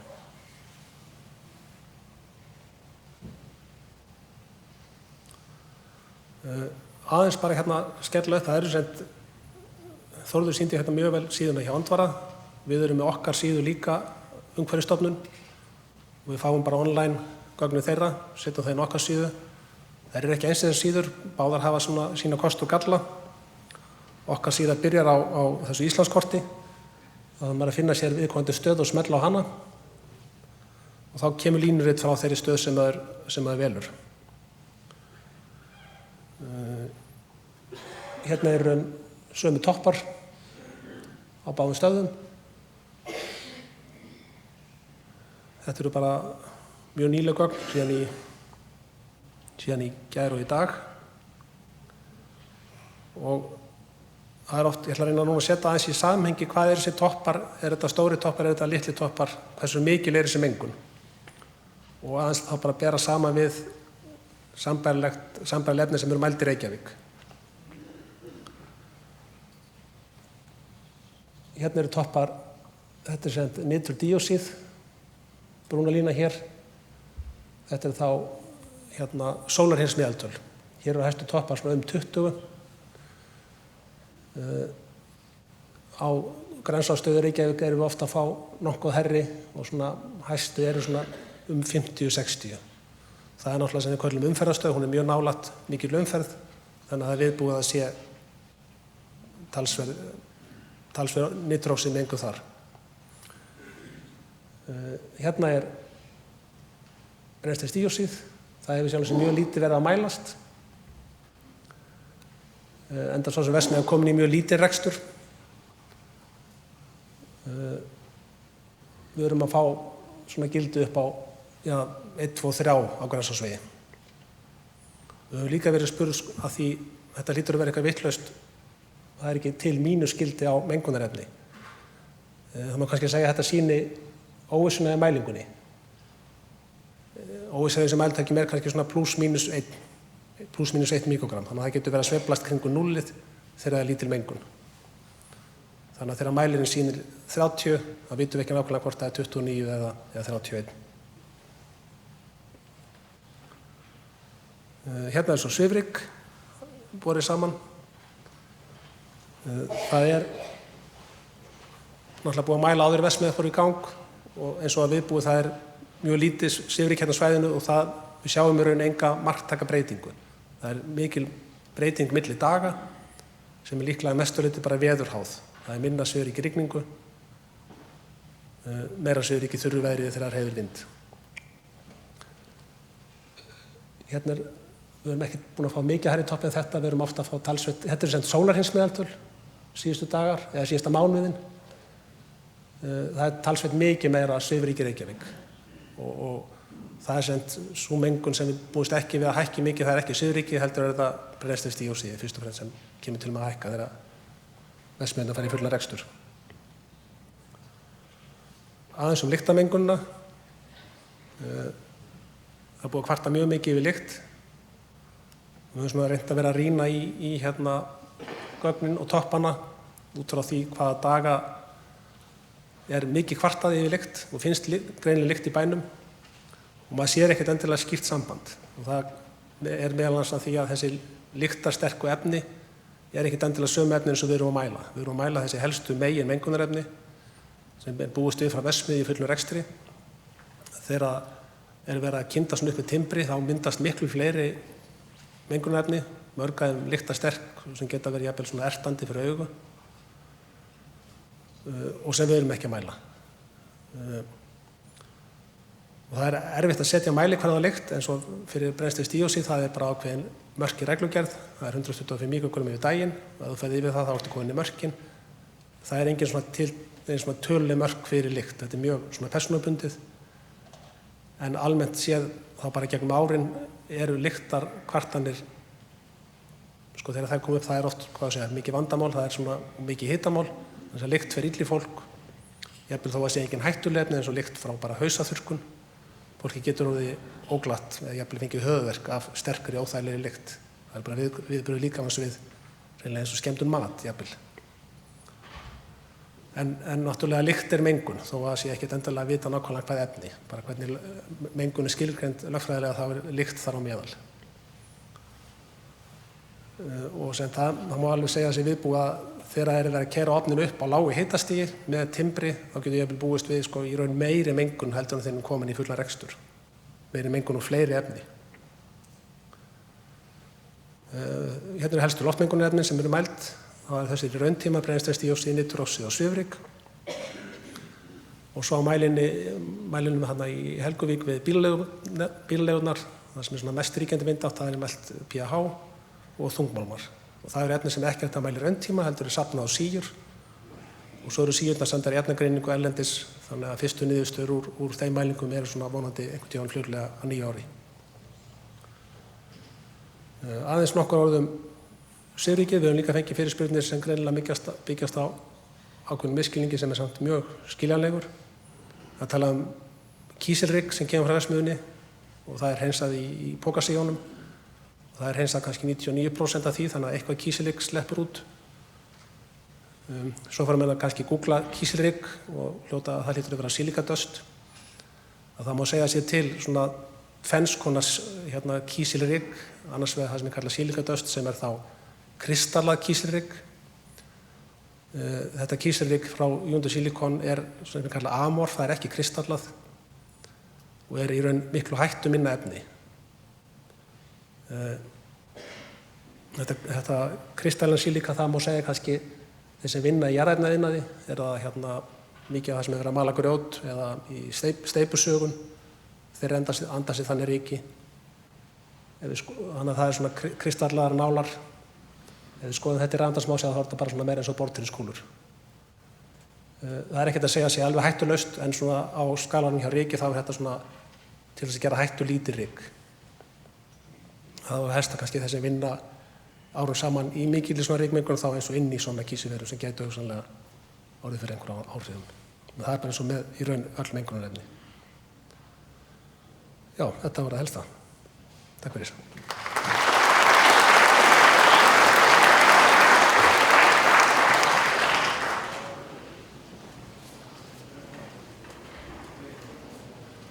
Já, gott fólk. Ég vil þakka Sigríði og Þorsteini fyrir. Við hefum núna verið í það bil 1,5 tíma að taka við upplýsingum frá þeim sem að bera í rauninni með einhverjum hætti ábyrgð á þessu mikla verkefni í Helguvík. Það er hinn pólitíska ábyrgð, það er framkvæmdaaðilinn, það er eftirlitsaðilinn og það eru þeir sem mæla. En sameiginlega þá bera þeir gífurlega mikla ábyrgð en sameiginlega vilja þeir eins og allir aðrir væntanlega hér inni stuðla að svona betra samfélagi. Núna gefst okkur færi á að spyrja og ég vil biðja framsögu fólk að koma hér upp sem og aðra sem hér hafa verið merktir fulltrúar hinna pólitísku flokka. Það munu koma fleiri frá United Silicon. Þar eru Agnar, Kristleifur og Helgi. Gjörðu svo vel, komið upp í pallborðið. Þeir eru hver með sína sérfræði kunnáttu. Ég bið, það eru 3 fulltrúar frá Umhverfisstofnun, Sigríður, Sigrún og Þorsteinn. Pólitísku fulltrúna þarf ekki að kynna. Hér gengur Kristinn, hér gengur Friðjón, Gunnar, Böðvar og svo koma mælingaþrælarnir, Egill sem er efnafræðingur og áðurnefndur Þórður. Við byggjum hnitmiðaðar spurningar því að markmið þessara fundar að veita upplýsingar sem við aldeilis höfum fengið og ef ekki að klappa fyrir framsögumönnum og þakka fyrir þessar góðu upplýsingar. Til þess komum við, til þess var boðað til fundarins. Ef það einhverju enn ósvarað þá tækifæri núna til þess að spyrja einhver þessara. Þarna á miðjum ganginum hljóðnemi og ég bið þá sem að hafa spurningar að ganga að hljóðnemanum. Ég þekki nú ekki alla hér, þannig ég bið þá sem að koma hljóðnemanum að kynna sig með nafni og beina hnitmiðaðri spurningu til einhvers af þeim sem að hér eru. Ég held að við sleppum því að biðja alla að svara sömu spurningum. Það verða svo hræðilega leiðinlegi fundir ef við fáum 13 aðilar til að svara sömu spurningunni. Guð hjálpa okkur. Orðið laust. Nú tækifærið. Gjörðu svo vel. Góðið. Jón Gunnar Kristinsson. Ég ætla reyndar að spyrja bæði United Silicon og Umhverfisstofnun og tengist það einmitt þessum skýrslum, frumskýrslunni sem að enginn kannaðist við hafa gert og hefur núna verið skráð á United Silicon og síðan Umhverfisstofnun með hvað gerist þegar að álverið og hitt kísilverið komið líka. Breytast þessar mengunarspár? Já.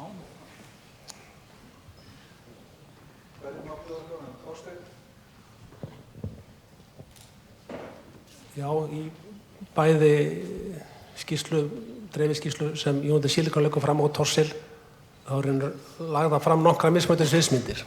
Þannig að það sýnt hver dreifingin frá bara United Silicon plus Thorsil og líka með álverinu. Þannig að það í rauninni gert ráð fyrir öllum þessum í þessum mengunarspám.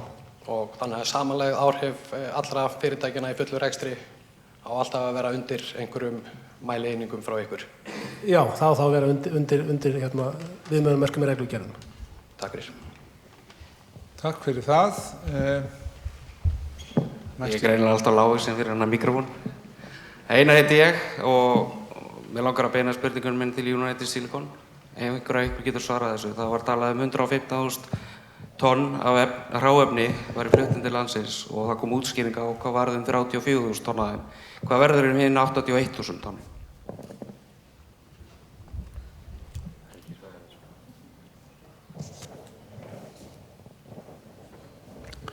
Já, Helgi heiti ég. Þetta var þessi ágætis spurning. Stór hluti af því sem að við erum flytjum til landsins vatn, raki. Það náttúrulega hverfur og svo kólefnin, þau blanda saman við í efnahvarfi ofnsins, þá hvarfast þau við súrefni sem losna við það að kvassið klofið og myndar kolmónósíð og fer það út í lofandisloftið sem koldíósíð. Þannig að mikið af þessum efnum sem við erum með, sem að kaupa inn, í þeim eru reikulefni sem hverfa við framleiðsluna. Og það skýrir að mestu leyti þess að við sem að nota cirka 4-5 kíló að hráefnum fyrir hvert kíló af málmi sem við framleiðum. Það að sama hvort þú ert að framleiða kísimálmi eða kísijárni eða annars hvaða málmtegund sem Það er svona einn grófa skýring. Næstu, gjör svo vel. Góða kvöldið, Atli Már heiti ég. Ég íbúi í Reykjanesbæ og blaðamaður á Stundinni. Ég hef nú talað við einhverja af okkur í tengslum við þetta mál. Mér langaði að spyrja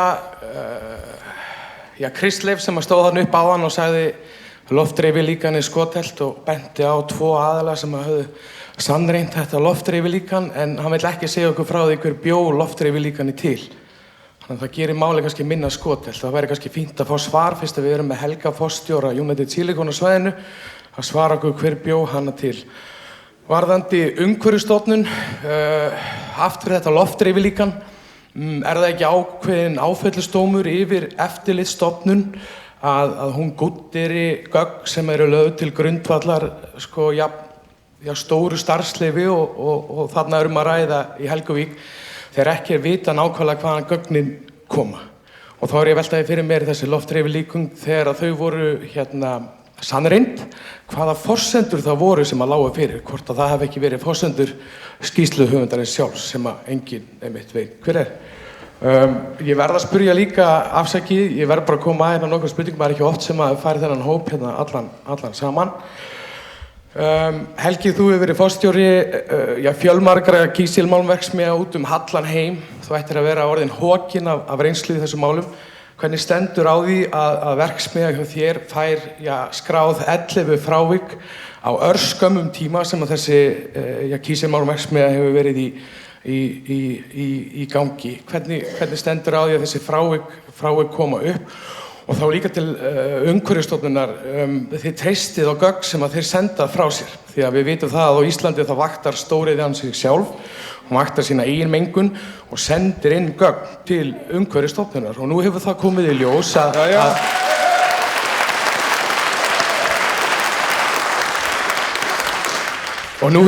ljós að þeir sendu villandi gögn sem ekki var hægt að treysta á. Þannig er þarna annað brúneggjamál í uppsiglingu þar sem að þér virðist án þess að móðganit fjársvelta eftirlitsstofnanir geta ekki komið neinu lagi í kring við að bæta úr því sem betur má fara og annað í tengslu við þetta brúneggjamál og sen ég hættur. Hann hjá Brúneggjum, hann fór ekki að gera neitt í sínum málum fyrir að honum var hótað að öllu yrði lokað. Og þið talið það þarna áðan að það voru erfið samskipti sem ég hef líka heyrt frá bæjarfulltrúum. Það eru erfið samskipti við yfirmenn í þessari verksmiðju, mjög erfið samskipti við yfirmenn í þessari verksmiðju og það sem að gerist er að þeir fara ekki eftir úrbótum sem þið óskið sem veldur því að þið hótið að loka pleysinu í smá tíma og þá hrökkva allir og stökkva til og eru afskaplega almennilegir við að laga það sem laga þarf. Síðasta spurningi mín til bæjarstjórnarinnar í Reykjanesbæ og bæjarfulltrúa. Hvaða bæjarfulltrúar, hvaða flokkar af þeim sem standa þarna uppi koma til með að styðja áframhaldandi stóriðjustefnu í Helguvík, svona korter frá íbúabyggð? Takk.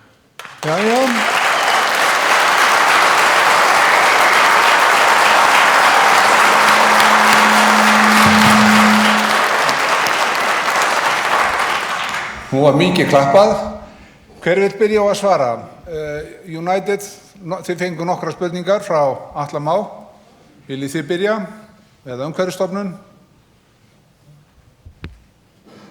Já, ég get nú byrjað, Þetta voru ansi margar spurningar og ég hef játa það að sumar var beint bæði til okkar hjá United Silicon og til Umhverfisstofnunar. Ég ætla ekki að fara að fjölyrða þessa loftdreifi skýrslu á sínum tíma vegna þess að það nú löngu verið mína daga í þessu fyrirtæki. Ég veit að þessi skýrsla var Orður. Já, ég leið mér að svara. Engan dónaskap. Þessi skýrsla var unnin af dönskum vísindamanni. Það er ekki Magnús Garðarsson heldur það. Það svo mikið veit ég.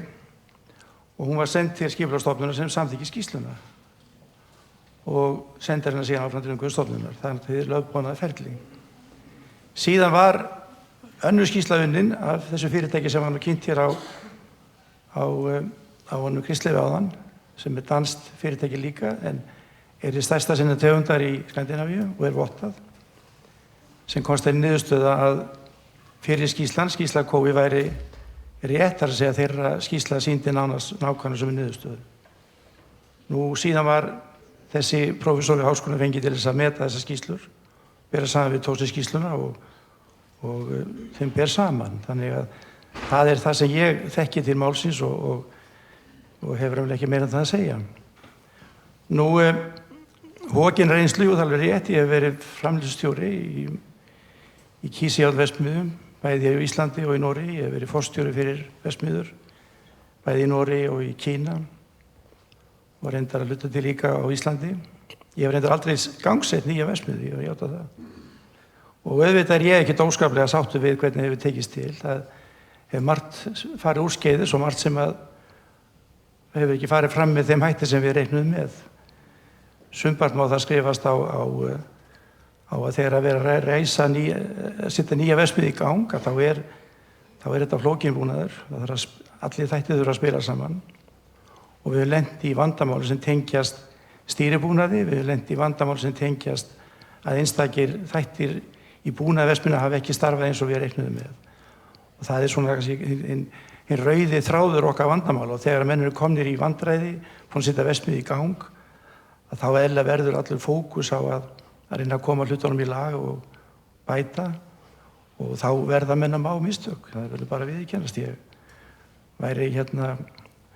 Ég væri með hroka ef ég viðurkenndi eitthvað annað, segði eitthvað annað. Nú samskipti við Umhverfisstofnun, þá er ég svo sem ekki komið mikið að þeim, en þau samskipti sem ég hef átt við það veit ég ekki annað en að ég hafi verið góð og hreinskiptin. Ég hef nú alltaf talið það farsælast í mínu starfi að vera hreinn og beinn og segja hlutina eins og eru og ekki reyna að leyna neinu, og þannig vil ég allavega starfa. Ég held svona að þetta sé nú svona opinn af því sem ég var spurður er það ekki rétt, Ari? Það er komið fram óskum að kannski þeir sem ekki eru heimamenn, þeir kannski kynni sig hvað þeir geri hjá fyrirtækinu. Helgi og... Ég er heimamenn. Já, ég er nú ekki heimamaður því miður. Ég bý í Reykjavík og gera það lengi reynda. Ég er nú verið mestanpart undanfarinna 15 ára erlendis. En ég er verkfræðingur og er forstjóri fyrir United Silicon í dag. Ég er búinn að vera það síðan miðan apríl fyrir á síðasta ári. Það voru réttir á Þorsteinn og Agnar, bara ykkar stöðu í fyrirtækinu.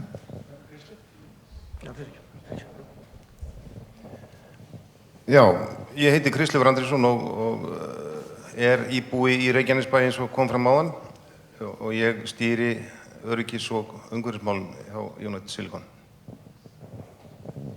Ég heiti Agnar Olsen, jarðvíkingur og er fjármálastjóri hjá fyrirtækinu. Ég löggilt endurskoðandi. Þegar að þið svarið að finna kannski líka.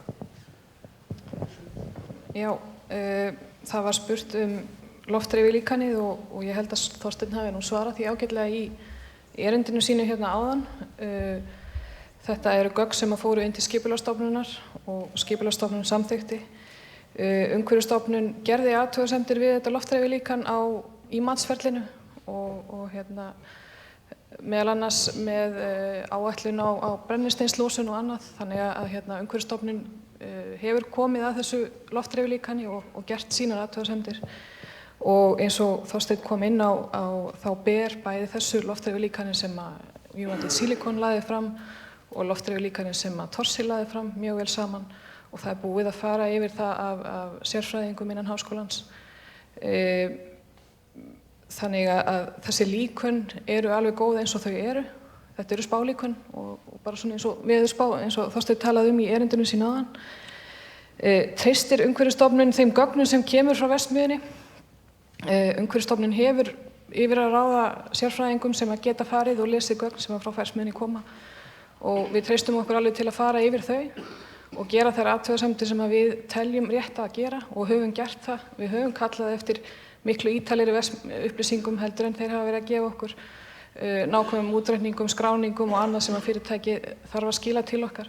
Þannig að við teljum okkur vera að vinna faglega að því, og ef það er eitthvað sem við erum ekki viss á þá getum við leitað til fagmanna og fengið aðstoð við að meta það.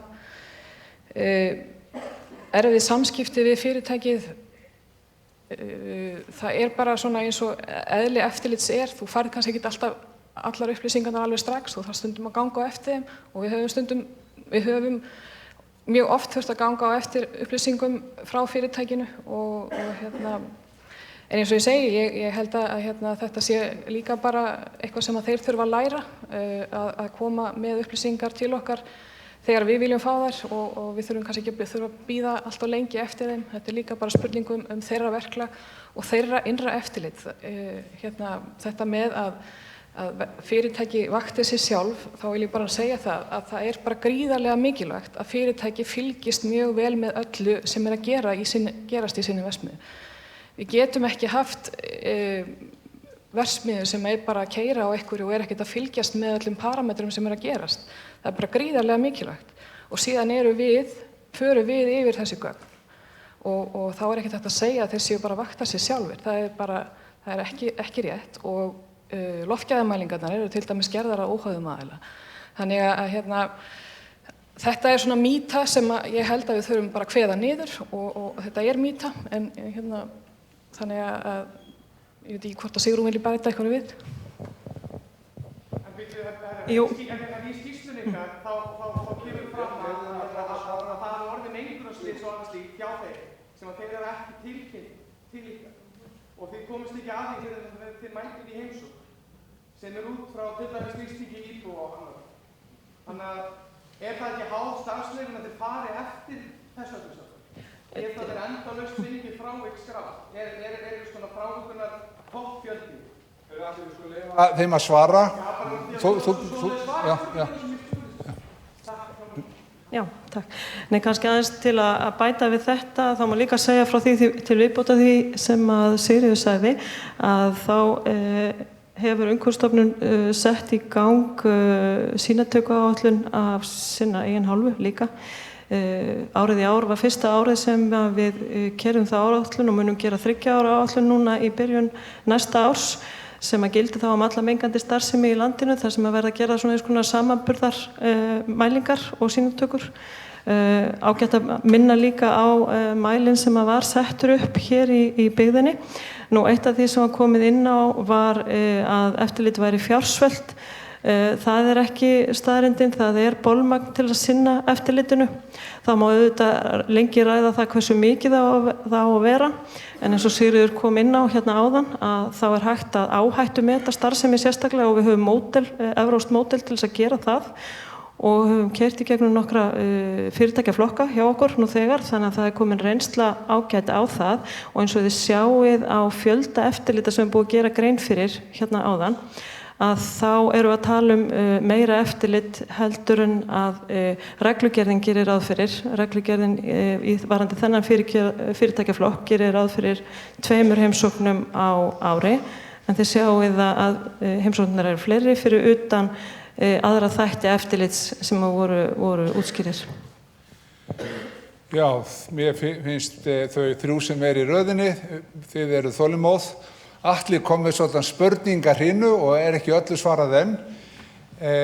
Hann beindi til stjórnmálamannana sem enn hafa ekkert komist að.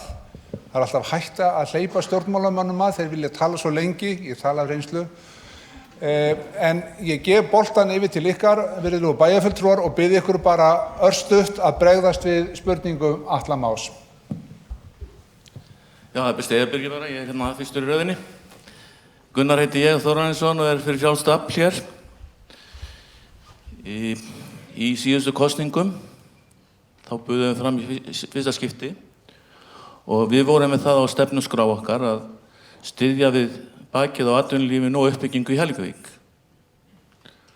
Ef það væri ekki þannig að þeir myndu fara yfir viðmiðunarmörk, við lögðum þunga áherslu á það að mengunarstuðlar yrðu virtir og mengun væri lítil sem engin af þeirri starfsemi sem þar færi fram og væri innan viðmiðunarmarka. Annars vil ég bara segja það, svona til að bæta við, að alveg frá því að varnarliðið fór, þá höfum við áttað okkur á því að við þurfum að skjóta fleiri stoðum undir atvinnulífi hér á svæðinu. Það liggur í augum uppi. Í dag er það þannig að sem betur fer, vil ég segja, að þá hefur ferðaþjónustan stækkað mjög mikið og það er auðvitað ákveðin hætta á því að þegar við stöndum uppi með atvinnulíf svona einhæft að þá geti orðið afskaplega mikið fall þegar að í bakseglin slær. Þannig að ég held við verðum að hugsa þetta líka út frá því að við þurfum að skjóta fleiri stoðum undir atvinnulífið og það eru tækifæri þarna í Helguvík, annars vegar út af því að það er góð höfn. En hins vegar líka út af því að landið býr yfir orku sem að fyrirtæki sækjast í. Og við höfum þarna tækifæri sem við að mínum mati þurfum að nýta. Stytta svörin helst. Já, það eru 3 sem bíða. Ég skal reyna. Ég ætla nú að taka undir það sem að Gunnar segir. Við höfum horft upp á mjög einhæft atvinnulíf hér gegnum tíðin og þurftum að súpa seyðið af því þegar varnarliðið fór og við allavega Sjálfstæðisflokkurinn ásamt svo sem öllum flokkum í bæjarstjórn gegnum tíðina hafa barist fyrir því að fjölga atvinnutækifærum og það er ekki verkefni sem að menn geta bara farið í þegar að ástandið er slæmt, það er viðvarandi verkefni sem að alltaf þarf að vera að vinna að til þess að hér sé stöðugt fjölbreytt störf í boði og ég held að ég geti sagt að minnsta kosti fyrir sjálfan mig að við munum auðvitað berjast fyrir því áfram, hvort sem að það eru nýsköpunarstörf upp á Ásbrú eða iðnaðarstörf í Helguvík. En hafandi sagt það, þá auðvitað er engin spurning það, hvort sem það tilheyrir þessu fyrirtæki eða einhverjum öðrum, að þau verða að fara að öllum reglum og kröfum sem settar eru, alveg eins og mér sýnist nú að menn hafi gert, þó að þessi frávik hafi verið gagnvart lyktarmenguninni og það er hlutur sem að menn verða einfaldlega að finna lausn á. Ég ætla að vera mjög stutt orð. Ég heiti Kolbrún frá Beinni leið. Ég styð uppbyggingu í Helguvík en ég held að sé komið gott af mengandi iðnaði þar. Takk.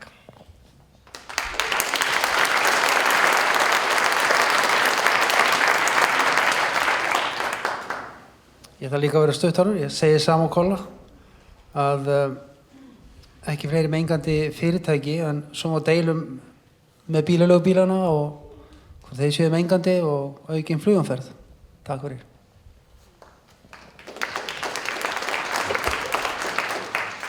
Já, Kristinn Jakobsson heiti ég og er frá Framsóknarflokknum.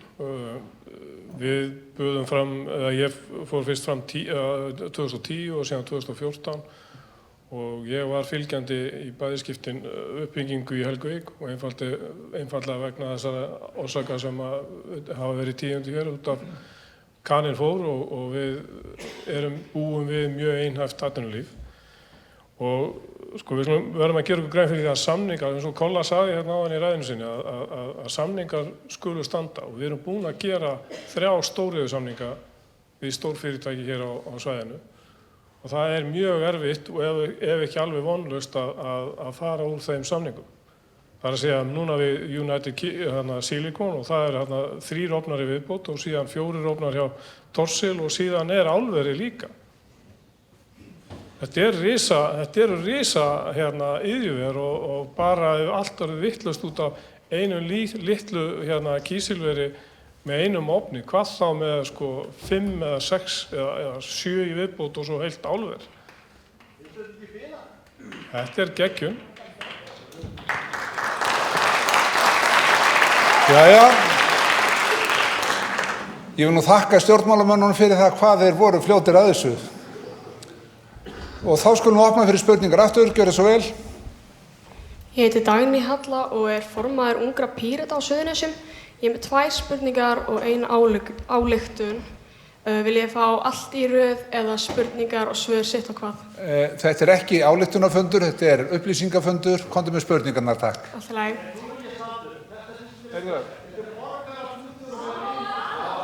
Leiðin að spyrja. Fyrir spurningin er, fyrir nokkrum dögum borust 18 kvartanir vegna lyktar sem að enginn gat borið kennsl á eða hvaðan hún kom.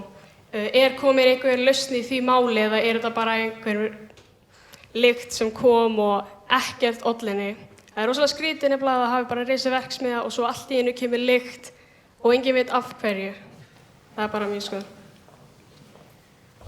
getur kannski Umhverfisstofnun svarað því hvort þeir séu búin að finna út úr þessu? Ertu þá að tala lyktina sem kom þegar ofninn var ekki í gangi eða? Núna í síðustu viku eða? Já.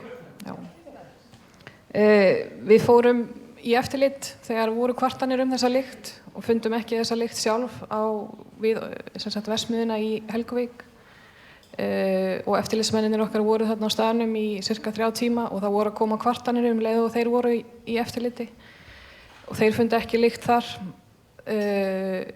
Við höfum samband við nágrannina, iðnað sem voru hérna í nágranninu, við höfum samband við Heilbrigðiseftirlit Suðurnesja og fundum í rauninni ekki út af þessu nei. Þannig að ég er ekki frekari svörum með það. Hráefnið sem kemur inn í verksmiðjuna, það er skaðlegt og það er spurning hvort það var ekki nógu skýrt í kynningunum hvort að það sé flutt inn á öruggan máta sem er búið að viðurkenna af einhverju eftirliti. Ef þetta er duft, þá náttúrulega fýkur það yfir bæinn og tala ekki um að það sé leikskóli og grunnskóla þarna rétt hjá. Er verið að ganga frá þessum hráefnum á réttan hátt? Hvert beinir þeirri spurningu? Til fyrirtækisins eða Umhverfisstofnunar? Já, bara fyrirtækisins. Já, varðandi þessa lyktarmengun, mér langar aðeins að bæta við að ég hef sagt áður og svarað nokkrum fjölmiðlamönnum að rót þessara lykta var nú upphaflega þegar ofninn var kynntur með viði í eðlilegum rekstri og það þá tala ég bara út frá eigin reynslu, þá hef ég aldrei fundið neina lykt af þessari starfsemi en þá tala ég með eðlilegan rekstur þegar það er komin eðlilegur hiti og eðlilegt álag á ofninn og komin eðlilegur hiti á reykinn frá ofninum. Það sem við hefum gert núna á síðustu dögum og núna eftir að við komum inn í rekstur aftur sem var nú í gær, þá er búið að draga úr kælingu reyksins í gegnum svokallað kælikerfi til þess að raunverulega hækka hitastig í afsóksreiknum inn á reykleysissíurnar. Og núna síðdegis í dag klukkan 6 þegar ég fór út í Opnús áður ég fór einhvern fund, þá hafði hitastig í afsógi reyksins hækkað úr í kringum 100 gráður upp í 150 gráður. Það er sem 50%. Og það er akkurat í þeim svona fara að nálgast það sem ég þekki sjálfur úr þessum iðnaði, það er að segja við séum með hitastig í kringum 200, 220 og 30 gráður og síðdegis í dag var ofninn komin í 26 megavött en fer í fullt álag á 32 megavöttum.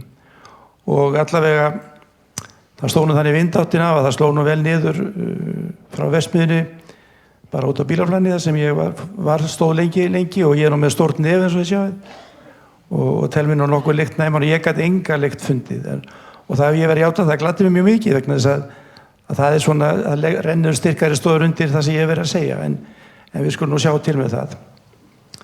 Varðandi þetta með hráefni, við erum að geyma hráefni á sama hátt eins og sambærilega verksmiðju sem ég þekki til, menn geyma kvass úti og menn geyma flís svona viðarkurl úti. Við erum með inn í lokuðum skemmum kol og kólefni svo það er í sambærilegum anda og aðra verksmiðjur gera. Ég get nú ekki svarað þessu betur. Veistu hvort það séu geymdar í loftþéttum umbúðum eða vættar svo að það sé engin séns á að það fjúki yfir bæjarfélagið? Við vitum náttúrulega það að í þessum hráefnum öllum er einhver fínefni. Það er náttúrulega í kvassi eru einhver fínefni. En þetta er þungt efni og þetta er blautt, þetta liggur úti. Ég hafandi starfað í þessum iðnaði í áratugi, ég hef nú ekki séð mikla rykmengun verða af þessum hráefnum. Það er mikið frekar en menn er að missa út kísilryk sem hefur menn lent í vandræðum með að pakka. Þá hef ég séð móa verða hvíta, að kísilryki, en ekki af hráefnum. Það svarar spurningunni. Ég er með ályktun en ef þið vilja ekki heyra hann hérna. Það er bara eins og að tekið fram í upphafið, þá er þetta upplýsingafundur og í framhaldi af þessum fundi þegar fólk hefur fengið nánari upplýsingar það sem er í gangi, þá getur fólk efnt til sinna funda en mér var uppálagt að stýra þessum upplýsingafundi og það stendur. Þannig að við skulum hleypa næsta að, það eru 4 sem bíða. Þetta er ekki fundur til ályktunar heldur upplýsinga. Ég ætla ekki að bera fram núna, ég ætla bara að láta vita að hún verður birt á opinni Facebook-síðu Unga Pírata á Suðurnesjum. Já. Fyrir þá sem vilja lesa hana. Takk fyrir.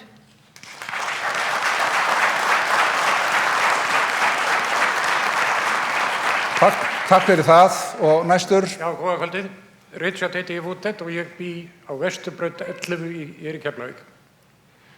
Og svoleiðis að það vildi þannig til að ég var að skipta útiljós hjá mér. Einmitt meðan að norðanáttin geisaði með allir þessari mengun.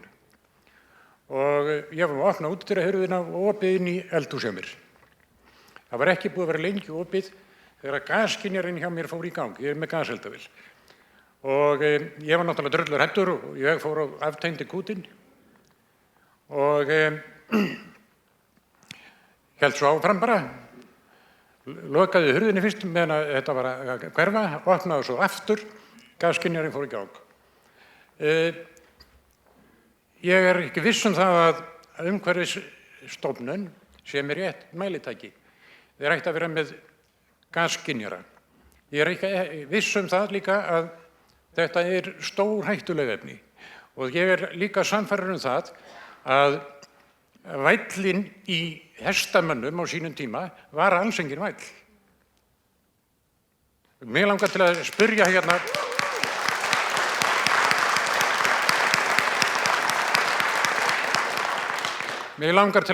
United Silicon hvort þeir hafi mútað Umhverfisstofnun. Mér er næst að halda það. Takk fyrir. Já.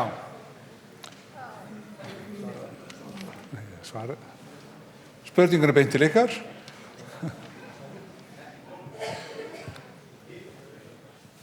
Þetta með að gasskynjarinn hefur farið í gang sjálfum sér áhugavert að heyra. Ég í raun hef ekki skýring á því, það ætti ekki að koma allavega gastegundir sambærileg við gósangas eða própangas frá þessu. Eins og við talum það er brennisteinsdíóxíð, kolefnisdíóxíð, hugsanlega eitthvað kolmónoxíð. Við erum farin að mæla kolmónoxíð. Þannig að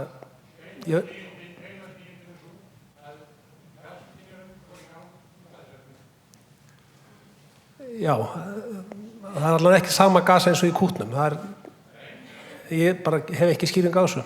Já, þá var það komið fram og gjörðu svo vel. Já, góða kvöldi. Ég heiti Hannes Friðriksson og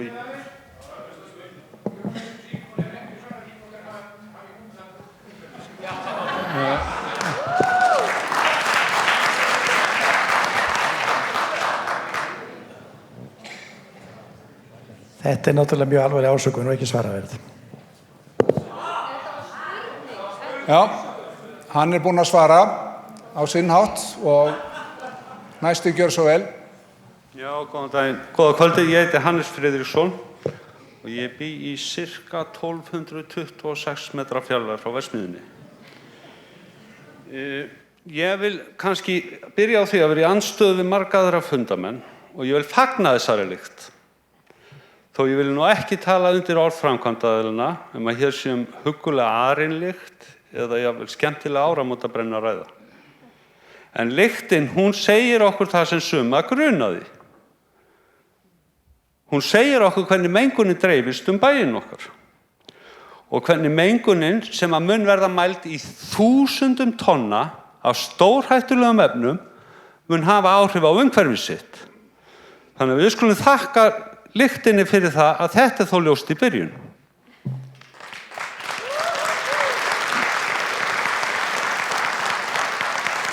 En svo var annað, ég var reynda búinn að undirbúa mergjaðar spurningar til pólitísku fulltrúana. Skelltu þeim á? Nei, ég ætla nefnilega að koma með aðra spurningu. Af því að Þorsteinn, hann dró hérna upp glærur af mengunarsvæðunum. Fyrir 10 árum þá kom ég hingað í bæinn, ég keypti mér hús. Ég keypti mér hús í íbúðabyggð. Samkvæmt glærum Þorsteins þá er ég komin inn á mitt iðnaðarsvæði hvað mengun varðar. pólitísku fulltrúarnir sem hér sitja í röðum á launum frá mér og okkur bæjarbúum, þeir virðast veigra sér við að taka ákvörðun hvað varðar tossil sem að mun bara auka mengunina. En hver afstaða þessar sömu pólitísku fulltrúa þegar íbúðar í skilgreindum íbúðarbyggðum koma til með að senda inn skaðabótakröfur nákvæmlega eins og tossil? Já.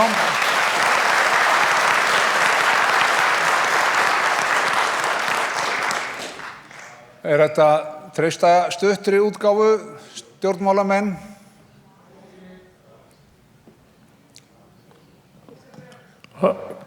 Ég skal byrja. Kolla, þú ert... Ég held við verðum bara að taka þann slag þegar sá slagur kemur ef að bæjarbúar... Við erum með samninga við Thorsil. Já, þú ert að tala um það ekki? Og ég er ekki með samninga þannig að sé við íbúa. Heyrðu, leyfðu Kolla svara. En allavega, ég held að það verði þá bara að taka það, en við erum öll að vilja gerð og erum líka íbúar hérna, skiljiði, og ætlum ekkert að sætta okkur við neina mengun. Þannig að ég vona náttúrulega að tilkomi ekki til þess að við fáum þessa skaðabótakröfu frá ykkur. Takk. Já, þetta er glúrin spurning hjá Hannesi vini mínum. Hann stundum skelengur, stundum ekki. En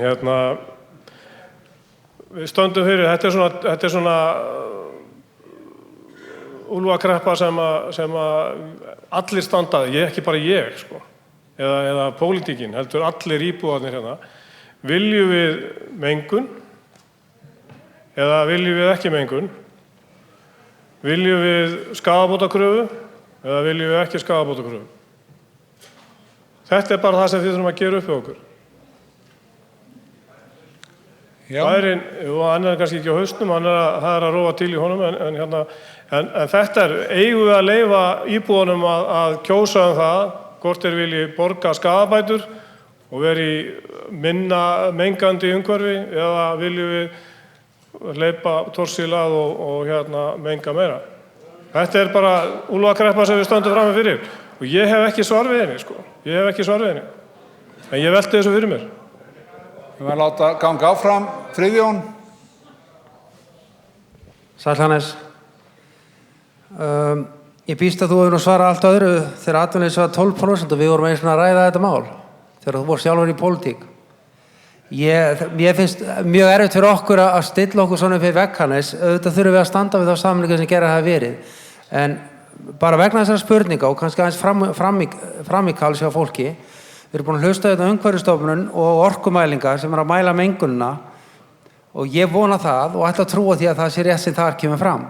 Hæstu gildi sem mælt hafa verið frá því í janúar, löngu áður en verksmiðjan fór í gang, til dagsins í dag, hæstu gildi af mengun koma annars staðar frá en af verksmiðjunni. Þannig að Hannes ætti þá að byrja að fara í mál við þann aðila, er það ekki? Ef hæstu gildin koma annars staðar frá en. Þannig að mér finnst þetta svona dálítið ankannalegt að segja þetta núna. Ég var að svara spurningunni núna.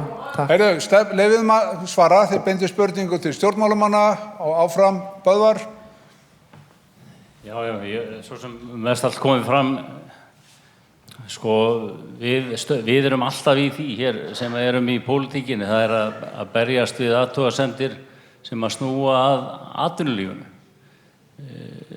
Ég get nú nefnt til dæmis gagnaverin, það er kvartað yfir því að frá þeim berist hvinur yfir innanríkina. Frá fyrirtækinu Kaffitár sem að sendir frá sér lyktarmengun sem að mér finnst reyndar ákaflega góð en ég skil vel að menn kvart yfir þegar hafa hann yfir húsinu sínu nánast daglega. Og við heyrum kvartanir frá íbúum sem að búa í íbúðagötum, þar sem er heimagisting, þar sem að ferðamenn er að koma öllum stundum dragandi ferðartöskurnar eftir gangstéttunum. Við höfum meiri segja fengið kvartanir frá íbúum við Víkurbraut sem að hafa kvartað yfir því að það sé ónæði frá höfninni í Keflavík, þó þeir hafi nú tekið ákvörðun að búa þar. Þannig að við erum auðvitað öllum stundum í því að berjast við svona athugasemdir sem koma frá íbúum vegna atvinnustarfsemi. Mér finnst að við verðum að horfa til þess hvað er búið að koma fram á þessum fundi. Er ekki niðurstaðan að minnsta kosti sú að enn er þetta allt í samræmi við það sem að menn gerðu ráð fyrir utan þessa lyktarmengun. Allar mælingar sem hafa verið gerðar gera ráð fyrir því og sýna það að mengun er langt innan viðmiðunarmarka. Þannig að við skulum ekki fara of langt í upprópunum í þessu, við skulum bara reikna með þetta verði í lagi, en eins og ég sagði áðan, það er algjörlega ólíðandi að frá þessari verksmiðju sé ykkur lyktarmengun. Það stóð aldrei til og átt aldrei að vera og menn verða einfallega að finna lausn á því strax.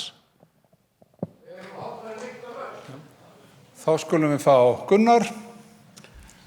Það er svo sem ekki miklu við þetta að bæta, en auðvitað er þetta aldrei furðuleg spurning í ljósi þess að hér hafa komið fram upplýsingar það að mengunin sé verulega innan mengunarmarka og það birtist þarna glæra af mengun í Reykjavík. Hvers eiga þeir að gjalda sem þar búa? Eiga þeir einhverjar kröfur? Ég get ekki séð að þetta þjóni neinum tilgangi að vera að tala í þessum dúr.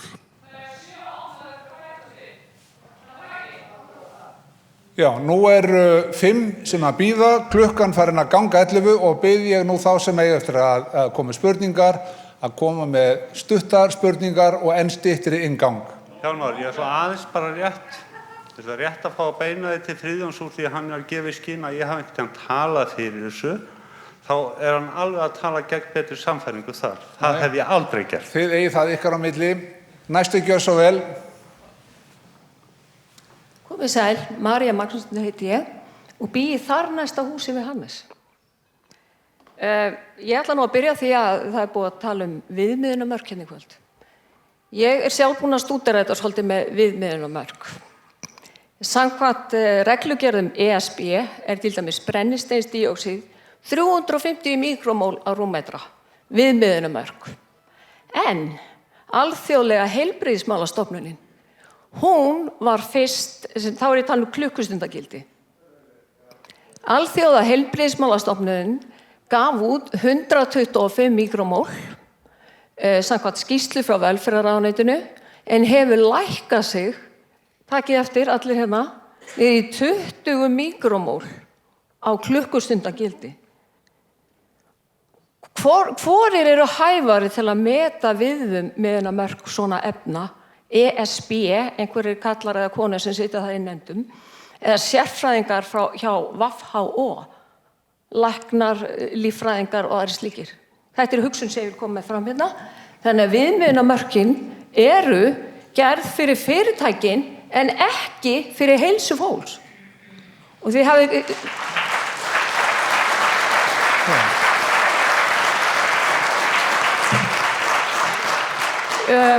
Og ég er ekki búinn. Ég er alveg ósammála því að fólk með ekki ræða hérna hlutina, þessi bara beina spurningar, en þetta er svona í spurningaformi hjá mér. Þið kannski sáum við mörg, ég endaði í fjölmiðlum vegna þess að ég brann. Ég er hjúkrunarfræðingur og þekki einkenni, bruna, eiturlofttegunda og ég brann. Og ég fer inn á Andrá nákvæmlega þetta kvöld og það passar, það kom toppur, brennisteins, öll 3 efnin voru í kringum 50 millimól á rúmmetra. Þetta passar. Þið viljið fara eftir reglugerðum ESB sem er út í hróahött. Alþjóða heilbrigðismálastofnunin veit hvað hún er að segja og þetta passar. Ég brenn þarna þegar þetta fer upp í 50 og ég var innandyra við opinn glugga. Og ef einhver er í vafa með það ég sé að segja satt, þá fór inn á heilbrigðisstofnun og þetta var staðfest. Þannig að ég brenn við 50. Hvernig heldur það yrði að það fær upp í 100 eða 150? Þannig að WHO veit nákvæmlega hvað hún er að segja. Ég fór yfir þeirra mörk og brann.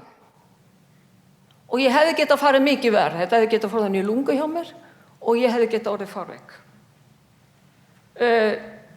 Þessu vil ég koma fram hérna. Þannig að viðmiðunarmörkin út í róa.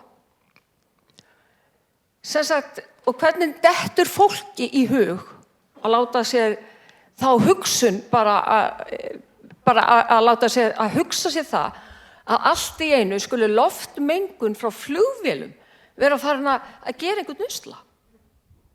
Ég er búin að búa hérna alla mín ævi og ég hef aldrei fundið fyrir neinu frá flugvélum.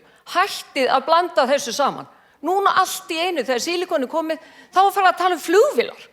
Hættið þessu bulli. Þetta kemur ekkert málinu við.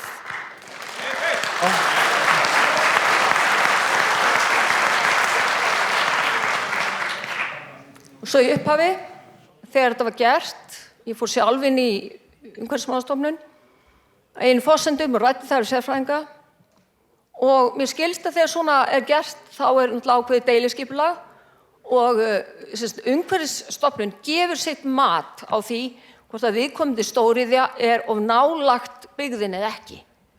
Þetta hefur gerst þarna einhvern tímann 2013, ég veit það ekki. Ég myndi vilja fá að vita, ég myndi vilja fá að heyra þetta mat Umhverfisstofnunar lesið upp. Þetta er ekki bindandi fyrir bæjarfélagið. Sveitarstjórnir geta neita, það geta ÖST getur ekki stoppað þetta, var mér sagt. Bæjarfélagið getur sagt, ÖST getur sagt, já, þetta er svolítið nálægt og þetta kemur til með að valda mengun, en bæjarfélagið, það tekur endanlega ákvörðun. Þetta finnst mér gera Umhverfisstofnun að mjög máttlausu batteri, fyrirgefið, það er mín spurning og mín hugmynd og ég vil velta þessu fram ef einhver vill svara því. En þetta hef ég alveg eftir sérfræðingi. Í lögum kemur fram í sambandi við mengun að sveitarfélag má lækka viðmiðunarmörk. Ég beini því til ykkar sem eruð í bæjarstjórn.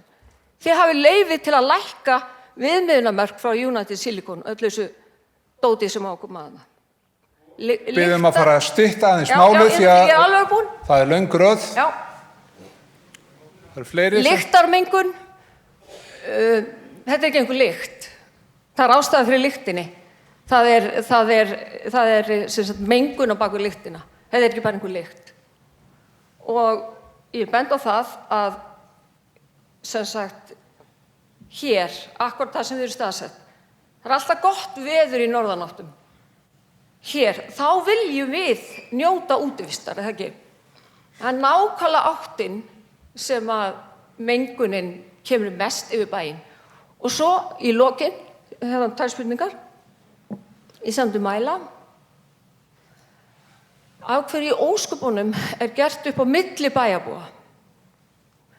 Það er búið að setja mæli hjá Heiðaskóla. Af hverju gerið upp á milli bæjarbúa? Við erum bæði sem nær alveg hérna, sjáðu kortið hérna, og nær alveg enn lengra inn í Njarðvík. Við þurfum að mæla í hvert einasta hverfi í bænum. Og mér finnst það er bara mín skoðun. Þetta verður aldrei sátt um þetta mál hérna. Við erum ósátt, ég er mjög ósátt, ég sé mikla breyting á lífinu, ég bý við hliðina á fjölförnum göngustíg. Ég hef ekki séð hræðu valla á þessum göngustíg eftir að verksmiðjan fór í gang. Og það segir mér allt sem segja þarf. Nú þurfa fleiri að koma að stað. Þannig að burtu með þetta og íbúar stöndu saman. Takk fyrir mig.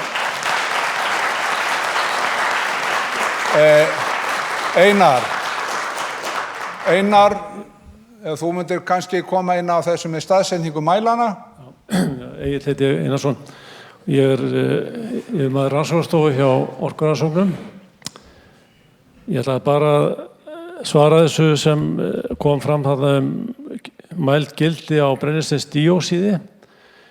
Það kann að vera að þetta sé einhver misskilningur að það sé að ræða köfnunarefnisdíóxíð. Það hefur mælst hátt en ef það brennisteinsdíóxíð, ég vildi þá bara benda á það. Já, en ef þetta er brennisteinsdíóxíð þá vil ég bara leiðrétta það að við höfum ekki mælt nánast neina mengun af brennisteinsdíóxíði frá því við byrjuðum mælingar og ef það hafa komið toppar þá gæti það tengst kvörðun á tækinu sem átti sér stað þarna rétt áður en verksmiðjan fór í gang. Nú síðan af því að ég náði nú ekki nafninu hjá þér en María, að þú varst að tala þarna mörk alþjóða heilbrigðisstofnunarinnar, þá vil ég líka benda á það að þú talar millimól.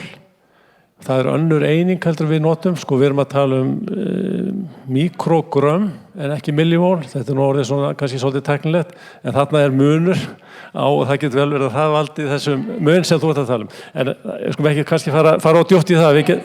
Já. Nei.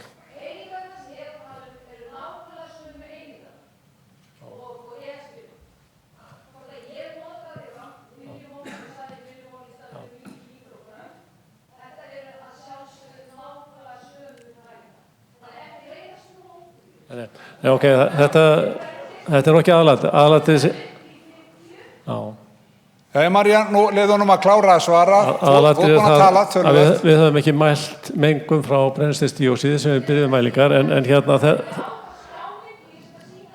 Já, þú getur bara verið í sambandi við mig, ég í Keili og ég aðgengilegur þar allan dag, en hérna varðandi þessa umræðu almennt loftgæði, þá vildi ég kannski koma því að það náttúrulega vit að það eru svona fyrirtæki veldur mengun og það hefur náttúrulega alltaf verið vitað og hérna við höfum náttúrulega viðmiðunarmörk sem eiga að tryggja það að fólk verði ekki fyrir hættulegri mengun. Svo má náttúrulega alltaf deila það hvort þessi mengun, þetta kannski frekar Umhverfisstofnunar að túlka þetta, en varðandi okkar mælingar í orkurannsóknum þá hafa þær verið gerða núna í hálft ár eða meira og við höfum mjög góðan upplýsingabanka menguna fyrir áður en verksmiðjan fór í gang, en við höfum ekki nægilegar upplýsingar til að meta menguna eftir að verksmiðjan fór í gang og við þurfum kannski 2-3 mánuði viðbót, en allt sem við höfum skoðað hingað til hefur ekki bent til þess að við séum að mæla mengun frá verksmiðjunni og það ýmsar aðrar uppsprettur eins og umferð og flugumferð og annað. En allavega þetta er eitthvað sem verður ljóst væntanlega fljótlega á næsta ári, hvort að það virkilega mengun mælist mengun frá verksmiðjunni. Þorsteinn ætlaði að María, leyfðu öðrum að koma af stað. Þorsteinn ætlaði að bæta við þína spurningu.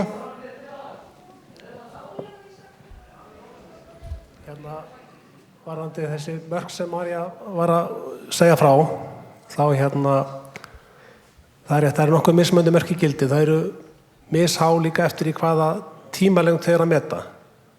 Þannig að mörkin fyrir klukkutíma, samkvæmt reglum ESB og Íslands, eru 350 mikrogrömm. Mörkin fyrir sólarhringinn, það þá lengra tímabil, fyrir sólarhringinn leiðsend lægri tala.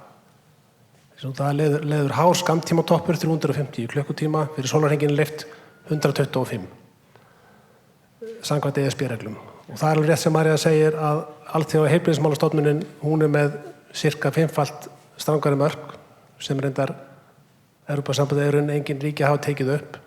En í einni umsögn Umhverfisstofnunar í mat af umhverfisáhrifum þá bentum við sérstaklega á þetta. Að þó við verðum vel undir mörkum í íslensku reglugerðum, þá myndum við vera að fara að nálgast mörk Alþjóða heilbrigðismálastofnunar sem eru 20 fyrir klukkutíman meðan ESB segir 125, þannig að það er 5-faldur munur, talsveit mikill munur. Var það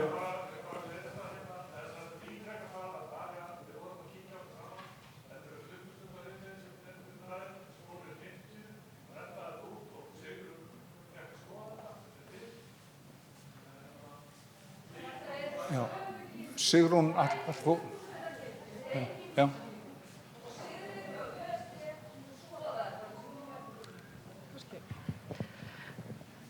Þegar við fórum að skoða þetta eftir að þá kom í ljós að þessi toppar sem þú benti mér á, þetta voru NOx toppar, 50 mikrogrömm, ekki SO2 toppar. Já, ég ætla ekki að, ég ekki læknir og ég get ekki lagt mata á slíkt, en þessi toppar sem að þú benti mér á þegar þú komst, það voru köfnunarefnis oxís toppar. Sigrún, þú ætlaðir að bæta við? Bara aðeins varðandi það sem að María kom inn á varðandi hver getur stoppað og hver að taka ákvarðanirnar. Þetta í rauninni þrennt sem að kemur til þegar tekin ákvörðun svona starfsemi. Það já, í fyrsta lagi skipulagið og ýmislegt sem að getur verið aðdragandi þess að tekin skipulagsákvörðun. Það mat á umhverfisáhrifum bæði skipulags og framkvæmdarinnar og svo að lokum starfsleyfi og eftir atvikum byggingarleyfi sveitarfélags. Hver getur stoppað? Jú, Umhverfisstofnun getur stoppað ef að fyrirtæki ræður ekki með mengunarvarnir. Við höfum þvingunarúrræði til þess að bregðast við. Umhverfisstofnun að fylgjast með þessari starfsemi og hefur ýmis úrræði til þess. Það eru áminningar dagsettir, stöðvun starfsemi og svipting starfsleyfis og ef að við teljum að það séu engin tök á mengunarvörnum og frávik eru ítrekuð og alvarleg þá hægt að taka slíkar ákvarðanir svo að það sé nú sagt. Takk fyrir þá skulum við fara að ganga röðina. Hjálmar, það var smá útskýringi viðbót hérna sem María var að spyrja Þú varst að tala varum að gera upp á milli hverfa. Mælirinn við Heiðaskóla var settur upp þar sem við gerðum ráð fyrir þá mestri mengun inn í íbúðabyggð. Það hreinlega bara ekki mögulegt að setja mælar upp í hverju hverfi. Vonandi innan einhverja mánaða erum við komið með betri upplýsingasíðu sem reiknar þá á hverjum degi hvernig mengunin dreifist yfir svæðið og stillir sér svolítið af hvað að mælast á þessum mælistöðum. Þannig eftir einhverja mánuði getum við verið með miklu betri upplýsingar þetta. Flugvélarnar við allavega Umhverfisstofnun hefum svo sem held ég aldrei blandað þeim inn í þetta. Ég held að megin áhyggjurnar hérna séu af stóriðunni. Og þetta með að hvert sveitarfélag geti lækkað viðmiðunarmörkin, það í sjálfu sér reglugerðarmörkin sem gilda og hinn lögformlegu mörk. Það var núna þegar reglugerðina breytt var samt svona sett inn ákveðin heimild þannig að sveitarfélög geta sett sér metnaðarfyllri markmið. Eins og Reykjavík getur sett við ætlum að lækka svifryksmengun meira en þetta. Það bara svona samt markmið hvers sveitarfélags og það hefur kannski ekkert gildi eins og fyrir dómstólum. Heldur eru þar gilda eingöngu reglugerðarmörkin. Vona þetta skýri eitthvað. Já, takk fyrir það. Og enn og aftur þakka ykkur fyrir þolinmæðina sem standið við hljóðnumann. Gjörðu svo vel. Já, takk fyrir, ég Ólafur Sigurðsson. Mér langar að þakka ykkur öllum fyrir að koma inn í kvöld og halda þennan fund. Mér langar þó að gera athugasemd við þennan fund. Þetta borgarafundur, þetta íbúafundur.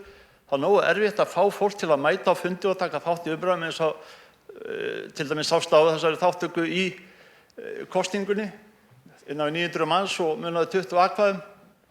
Það segir mér það að það vantar eitthvað upp á kynninguna. Ég held að fólk vilji mæta og sjáðu mætinguna hérna og fólk hefur áhyggjur á hlutunum. Mér finnst tíminn hafa farið mikið hérna í upphafi í kynningar og á United Silicon og hérna þessu hlutlausa fyrirtæki þeirra sem að séu mælingarna þeirra. Ég hefði viljað að ég hefði hugað að því að þetta hitamál í bænum og fólk vil ræða þetta og ekki segja hérna klippa á og nú er tíminn á búið, nú þurfum við að flýta okkur því að þetta einu sinni borgarafundur, við höfum áhyggjur af þessu. Þetta stórt lýðræðislegt spursmál hérna, hvernig er unnið hérna í bænum og framtíð bæjarins, hvort að bærin eigi sér framtíð yfir höfuð. Ég veit að fólk hefur verið að selja eignir, það vill losa þessu út úr þessum hverfum. Ég veit ekki hvernig það fer með hérna fasteignaverðið og fleira.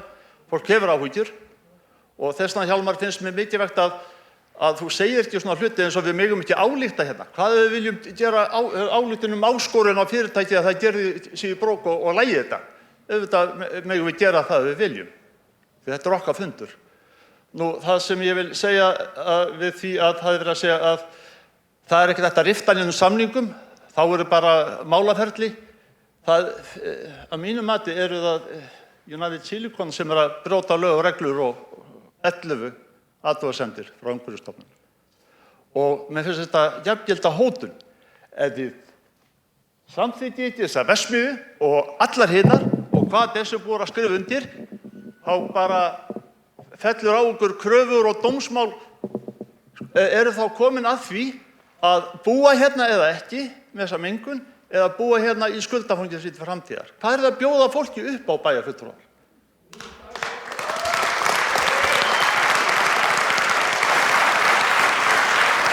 Og ég vil þá í framhaldi af því að ef það skyldi gerast, og ég vona að bæjarstjórnin standi með sínu fólki, að það verði almenn andstaða, þeir geti ekki hagur eins og ég sýnist alltaf, alls staðar, ef það verði mikil andstaða við þessa uppbyggingu og fólk vill þetta ekki, ætlar þá Helgi, ætlið þið þá að kæra bæinn og stefna bænum? Ef það verður kosið á móti þessu og verður unnið að því að það þið farið, ég er ekki að hóta ég er bara að segja fræðilega séð, ætlið þið þá, Helgi, spurningin svona, telurðu líklegt að United Silicon muni stefna Reykjanesbæ ef að fólki kýs þetta úr bænum? Takk fyrir.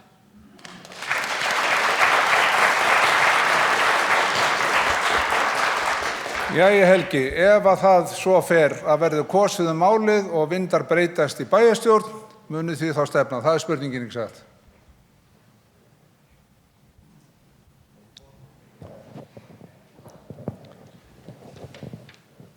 Ég náttúrulega get ekki svara fyrir hönd eigenda fyrirtækisins en ég reikna með að fyrirtækið myndi fara til lögum og reglum hvað þetta varðaði.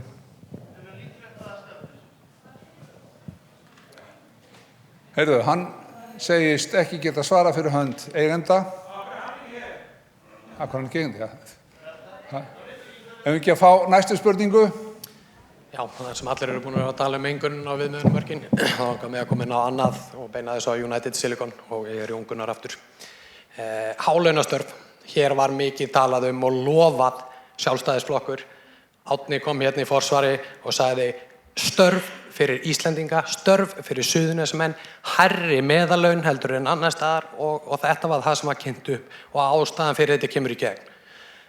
Kristleifur, þú komst hérna upp áðan með plagg sem sýndi að þið séuð í samstarfi við SA sem ég gerir fastlega ráð fyrir að séu samtök atvinnurekanda frekar heldur en samtök verkamanna. Hvernig, og sagði líka að þið muni greiða samkvæmt kjarasamningum ásamt álögum fyrir áhættu starf ykkur náttúrulega skilt sem lögum að greiða álögur miðað við áhættu og þið segist alltaf að fara samkvæmt kjarasamningum. Það segir mér að ef þið kemist upp með að borga minna heldur en kjarasamningar segja til, að þá myndu þið gera það. Einnig kom líka upp að þetta yrði störf fyrir Íslendinga og Suðurnesjabúa, en síðan hefur maður heyrt fréttir af því að þessi barist við því að fá hingað inn erlent starfsafl og þið kemur líka fram í þinni glærukynningu áðan að hér væri erlent starfsafl að aðstoða ykkur við uppsetningu og annað. Mín spurning er, af hverju farið þið ekki í þetta með verkalýðsfélögunum? Af hverju veljið þið samtök atvinnulífsins sem hafa verið á móti launahækkunum, sem hafa barist gegn þeim og eru svolítið mikið á móti fólkinu sem er að fara að vinna hjá okkur? Hvaðar eru hálaunastörfin sem okkur var lofað? Hverjir fá vinnuna? Þið segist heldur ekki alltaf að gera upp á milli hvaðan fólk er. Ætlið þið að ráða fólk í gegnum erlend fyrirtæki? Eða ætlið þið að ráða fólk í gegnum bara einfallega eðlilegt umsagnaferli í fyrirtækið? Frá Íslendingum þá eða erlendum? Ég gæti haldið áfram, en þú mátt alveg taka við.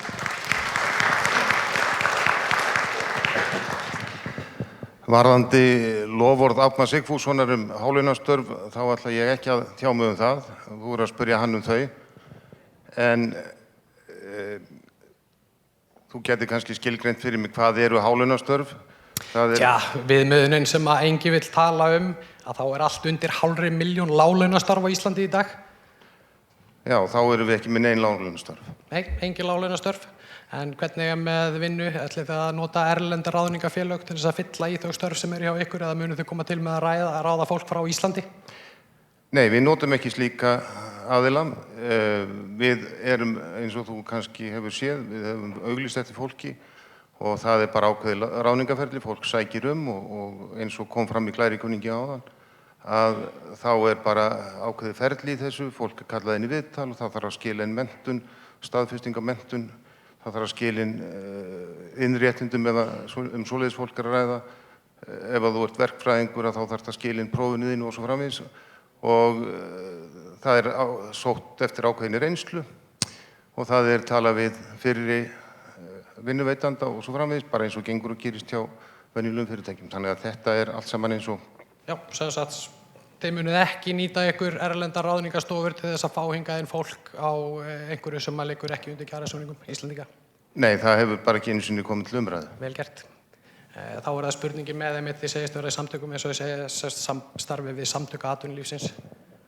Hvert ætlar að koma með það? Þeir standa núna, komu hérna í síðustu kjarasamningaumræðu og töluðu launahækkanir mættu ekki verða miklar út af því að þá fær allt til helvítis eins og alltaf þegar þeir byrja að tjá sig launahækkanir og samt virðast launin hjá toppum ríkisins, einmitt samtökum atvinnulífsins, mönnunum sem starfa þar, hækka óendanlega mikið með alla hina. Já, enn á ný ætla ég ekki að svara fyrir laun hjá öðrum en okkur sko, en þetta eru eigendur fyrirtækisins sem að taka þessa ákvörðun og fylgja þeirri ákvörðun eftir. Við fylgjum þeirri stefnu að við borgum álag ofan á laun og eins og kom fram í glæðikunningunni þá náttúrulega erum við í samkeppni á svæðinu gott fólk. Og til þess að fá gott fólk þá þurfum við náttúrulega að borga laun sem það sætti sig við. Takk fyrir það. Meira? Já, ef hann hættur. Herðu, þetta gott Bili. Takk fyrir. Já, takk fyrir þetta. Þá það næsti. Já, góðu kvöldi kæru íbúar. Þórólfur Júlían Dagsson. Ég bý í Heiðarholti 32 og ég ætla ekki að vera villa fyrir mér heimildir. Ég var formaður Pírata á Suðurnesjum. Mér finnst þetta að vera vanvirðing við íbúa inn í bæjarfélaginu. Það talað lágreistar byggingar. Þær eru svo sannarlega ekki lágreistar. Ég sjómaður, ég hef verið hérna út á miðjum Faxaflóa og þetta það fyrsta sem blasir við manni, það þessi verksmiðja.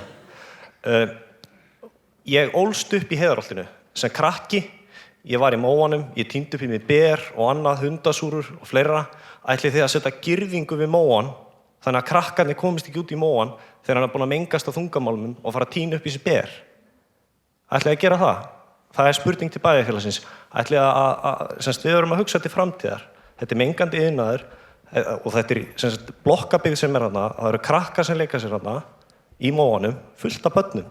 Ég tók þátt í því þegar ég var yngri. Ætlið þið að koma fram með eitthvað forvarnastarf eða eitthvað sem að skilgreini það að gera börnunum grein fyrir því að þau megi ekki borða það sem að vaxa þarna í móanum og það eitrað. Mér finnst persónulega þegar það kemur, ekkert persónulega, bara samningsgerð, þið talið öll samningsgerð og hvað samningar eru mikilvægir, það verður að fara á eftir samningum, ég alveg sammála því. Þegar það gerur samningur og starfsleyfi samningur og það brotið á starfsleyfi, þá á ekkert að vera, það ekkert frávik. Það þýðir ekkert að vera, 11 atriði, þetta allt of mikið. Það verður einhver að setja niður fótinn og segja stopp. Því þetta bara, það enginn að fara að sætta sig við þetta hérna. Annaðhvort flytur fólk í burtu eða það verður bara hérna verksmiður. Þetta eru íbúahverfi, það eru börn þarna, það leikskóla þarna, Heiðasel. Hann innan mesta mengunarsvæðisins. Hvernig datt ykkur þetta í hug? Í alvöru?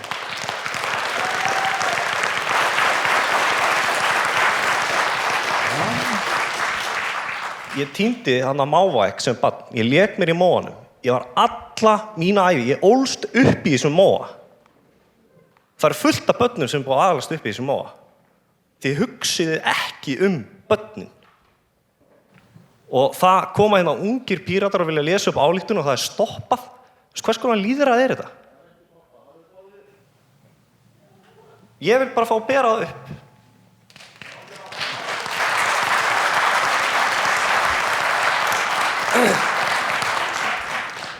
Ungir píratar á Suðurnesjum skora á bæjarstjórn að hefja sem fyrst aðra íbúakosningu hvað var að Kísilver í Helguvík og að vilji meirihluta íbúa verði virtur út frá þeirri kosningu því málið varðar framtíð Reykjanesbæjar. Við skorum líka á Umhverfisstofnun að stöðva starfsemi United Silicon þar sem mengunarvarnir eru enn í dag ófullnægjandi.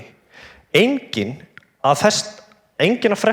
að fresta útgáfu starfsleyfis Thorsilds vegna þessa reynslu sem nú liggur fyrir. Að ætla starfsemi 2 kísilvera með 10 brennsluofna þarf betri skoðunar bæði hvað varðar sjómengun, mengunar á andrúmslofti og þegar á þungamálma sem berast með ryki frá þess konar starfsemi. Þetta getur gert að verkum að ekki verið búandi á þeim svæðum sem eru innan þynningarsvæðisins. Þá kemur að grundvallar spurningu sem sú: bæjarfélagið fyrir fólki sem býr í Reykjanesbæ eða fyrir peningaröflin í landinu? Já. Spurningin mín var þessi: Ætlið þið að sjá til þess að börnin í Reykjanesbæ sem búa í Heiðarholti verði upplýst það að það sem þarna í móanum verði ekki ætt? Takk fyrir það. Má ég spyrja, það ætt í dag? Var það ætt fyrir? Ég bara stór efa það. Aldrei fór ég í berjamóðan uppið vegna þess að pappi og mamma sagði að það væri svona stjöfusist rulla flugvélunum að það frá. Jæja, vilja fleiri svara, stjórnmálamenn? Ég veit ekki hvort það hægt að svara þessari spurningu að ykkur viti, en það nú bara staðreyndin að það hefur víða verið tínt ber hérna, þar sem búið að byggja upp hverfi. Ég bý upp í Ásahverfi og þar var farið í berjamó í gamla daga. Það engin ber þar lengur og ekkert lyng. Og það það sama auðvitað út í Helguvík að það búið að gera ráð fyrir og reynlega að leggja götur allt þennan móa sem að verður að tala já, ekkert meira þetta. Vilja fleiri tjá sig þetta? Vilja fleiri stjórnmálamenn tjá sig þetta? Ef ekki, þá næsti gjör svo vel. Þetta Jóhann. Mér langar bæði að spyrja Kristleif og Kolbrúnu hafnargjöldin, hvernig hún getur sagt 500 milljónir en þú 45 milljónir. Hvernig stendur það að sé 400 eitthvað milljónir þar á milli? Ég talaði vörugjöld, hann talaði hafnargjöld, en ég var með 25 milljónir í hafnargjöld og meðan hann var með 40. Hann ætlar að borga miklu meira heldur en að ég hef heimild til að rukka hann þannig að en ég talaði vörugjöld og hann talaði hafnargjöld. Í því liggur munurinn. Það verður rétt, takk fyrir þetta og næstu gjör svo vel. Já, góða kvöldið. Gaman að sjá okkur allir í kvöld og alla hér inni líka. Sko, mér finnst ég vera stattur, Andri heiti ég og ég lögmaður, mér finnst ég vera stattur í einhverju svona skipulagslegu stórslysi. Og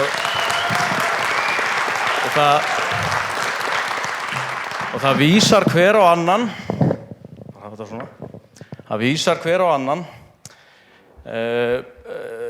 Bæjarfulltrúar, þeir tala að bæjarbúar hefði getað komið hér og gert athugasemdir við þetta og hreinlega örugglega stoppa allar þeirra fyrirætlanir aðalskipulag og fleira, sem ég held að sé bara ekki.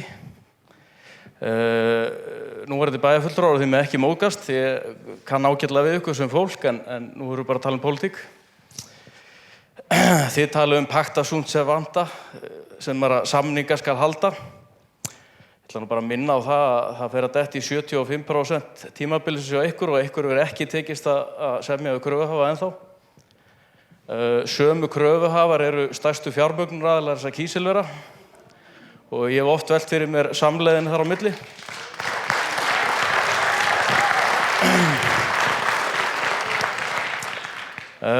Já, svo ég tala áfram skipulagsleg stórslys.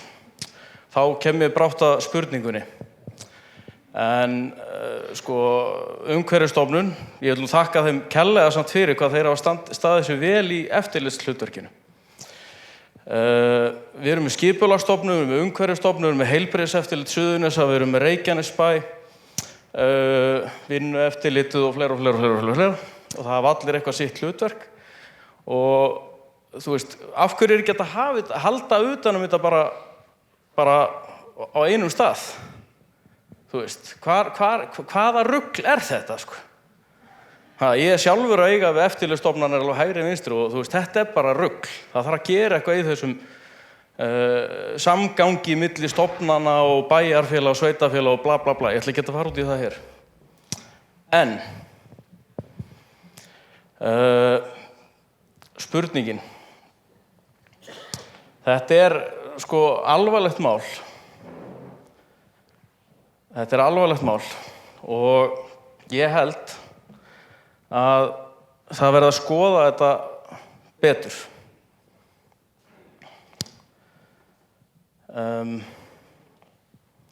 Já, það var svo langt við liðið, ég svo alveg keksruglari fyrir gerðið, en sko, bæjar yfirvöld eru með dollaramerkin í augunum og halda það sé eina sem skiptir máli.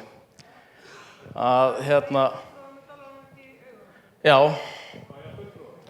svona bæjarstjórnin, þú veist, það er verið að semja, fá tekjur. En mér langar að varpa spurningu á United Silicon, ég nú fer að draga mál mitt saman. Það kom athugasemd hjá þeim við Þorsil, að við Þorsil þá yrði mengunin of mikil.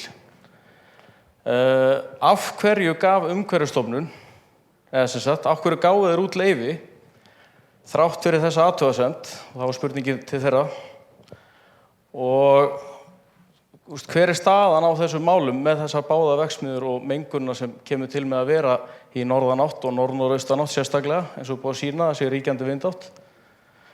Og er þetta virkilega okkur bjóðandi? Bara algjörlega, sko, það er stóra spurningin. Ég hefði ekki lengra bili. Áður en að ég gef orði til að svara, nú er klukkan að nálgast 11 og fólk er farið að tínast út, þannig að fljótlega mun ég loka mælendaskrá og verða þá þeir sem í röðinni, þá fá þeir að taka til máls og þar með þegar ég tilkynni þá verður mælendaskrá lokuð eftir nokkra mínútur. Þegar klukkan er að nálgast 11 og fólk er byrjað að tínast út, þetta er svona þynnast út. En Andri var með spurningu, hver vil? Mér langar að svara Andra. Já, ég, eins og Andri kannski veit, þá voru íbúar margar spurðir fyrir mörgum árum síðan stóriðju. Nú ætla ég ekki ég var ekki komin í pólitík þá. En já, við gátum að stoppa þetta. Ég mætti því mér ekki á þessa fundi. En við gátum gert það, ef við vildum gera það. Ég skammast mér fyrir að hafa ekki mætt á þá fundi. Ég er náttúrulega til dæmis nýr í pólitík, en ég trúi því, ef við hefum gert það, þá væri þetta ekki hérna. Annað, ég er nú búin að þekkja því ansi lengi, Andri, og ég get alveg talað stórslys, en það að hlusta á eitthvað kjaftað það, að þú haldir það að við hérna í bæjarstjórninni skulum vega og meta að því að kröfuhafar hafa hagsmuni í fyrirtækinu. Mér finnst þetta ekki, ég skammast mér að fá svona á mig. Ef þú heldur þá, og segðu mér þá annað, Andri, að því að menn klappa fyrir svona spurningu, hvort er þá betra fyrir samfélagið að ég standi með kröfuhafunum og semji við þá, eða ég sé á móti þeim? Hvort á ég þá að gera? Hvað áttu við? Þetta er ákveðat málið, að henda svona fram og frá klapp fyrir. Við sitjum ekki hérna í einhverjum stóru launaðum störfum til að sinna þessu. Við erum að hugsa hag okkar, okkar barnabarna og okkar barna. Og það er voðalega ódýrt að kalla okkur einhverjum illu nöfnum hérna eins og við séum ekki íbúar í bæjarfélaginu. Þannig þess vegna spyr ég þig beint, Andri, að þetta er íbúafundur, hvort vilt að ég semji við kröfuhafana eða semji ekki við þá, að því að hvað er hagstæðara fyrir bæjarfélagið? Já, nú snerist það við. Og eitt í viðbót. Eitt langar maður að spyrja í viðbót. Þú segir ég sem er dollara í augunum. Dollaramerki í augunum. Ekki þú kannski, en... Nei, en hvernig getur þú sagt þetta? Ég hef bara farið við glærurnar sem komu hérna frá Kolbrúnu. Finnst þér það fair að segja hérna við sjálfboðali í pólitík að þeir séu með dollaramerki í augunum? Viltu skýra út fyrir mig? Það er verið að tala tekjur og gjöld. Nú skulum við halda áfram. Þið ræðið þetta félagarnir ykkar á milli og komist að lausnum það niðurstöðum. Næstu gjörðu svo vel.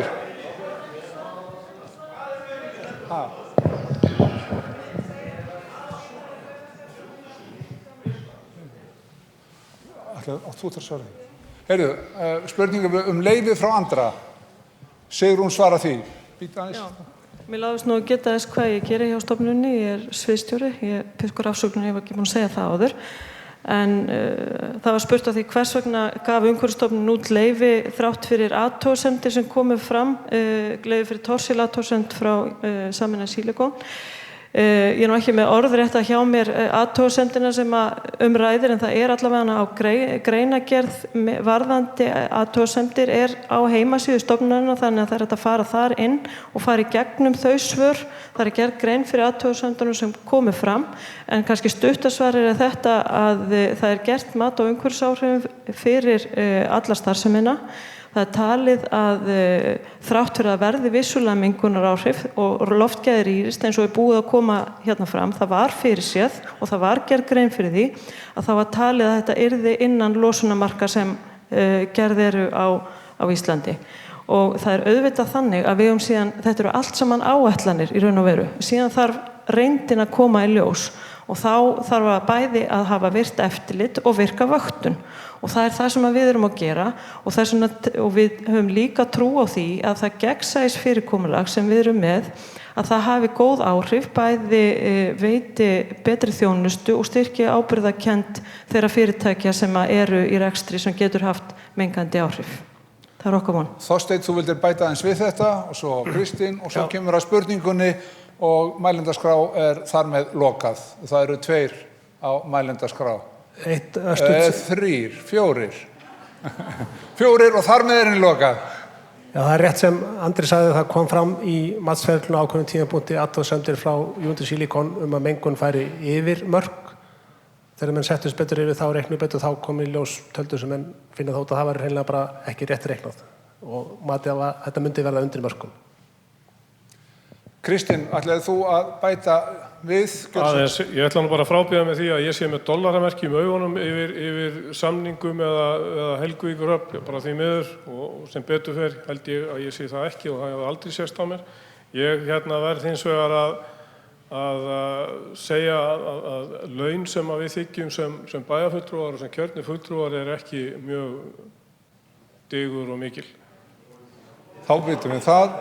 Herðu, þá kemur að spurningu, 4. síðustu spurningu, 4. síðasta spyrli, gjör svo vel. Já, ég heiti Áki Pétur og er íbúi hérna í bænum. Hérna spurning til United Silicon. Maður las að þið lofuðu því að setja upp besta mögulega mengunarvarnabúnað sem væri í veröldinni. Svo rekst maður á það á Facebook að maður þar segir að maður sem var að setja þetta upp eða vera að vinna við það, að það sé drasl, þessi mengunarbúnaður. Ég er nú ekki að ásaka ykkur það, en ég vil heyra spurningin sem sagt frá hvaða aðila er þessi mengunarvarnabúnaður og er hann vottaður. Spurning til Umhverfisstofnunar, við búum hérna á Íslandi sem við gerum okkur út fyrir það að við búum í hreinu og fallegu landi. Þyrftum við ekki að jafnvel bara setja strangari kröfur mengunarvarnir, mengunir á Íslandi heldur en bara í allri veröldinni, bara svona til þess að framfylgja því að við getum auglýst okkur sem hreint land.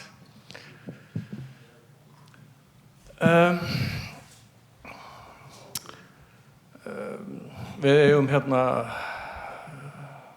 kannski ein spurning viðbót með Kristleifur, hann var að flytja sig úr Keflavík til Njarðvíkur.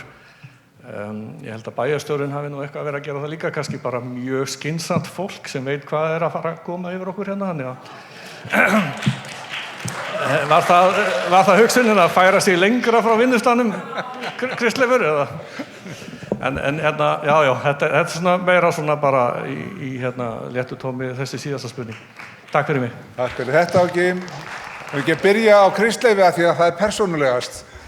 Sko, ég veit ekki hvort þú tekur þessu vel eða illa, en kona mín vinnur á leikskólanum í Heiðarseli, þannig að þetta er svona spurning hvernig á að túlka þetta. Þannig að ég veit ekki hvort þetta svara spurningunni þinni. En hún treysti sér fullkomlega til að vinna á leikskólanum og ég treysti mig fullkomlega til að vinna í Kísifjörðinu og ég eyði þar náttúrulega talsvert löngu tíma á degi hverjum. Þannig að já, þetta er allt í lagi. En þá er það spurningin búnaðinn. Er þetta eitthvað drastbúnaður eða er þetta alveg græjur? Tenova er framleiðandi, ef þú ert einhverju nær með það, setur þetta upp líka. Við viljum nú ekki viðurkenna að við höfum verið plataðir til að kaupa eitthvað drasl. Þannig að ég reikna með að þessi búnaður skili því sem hann á að gera.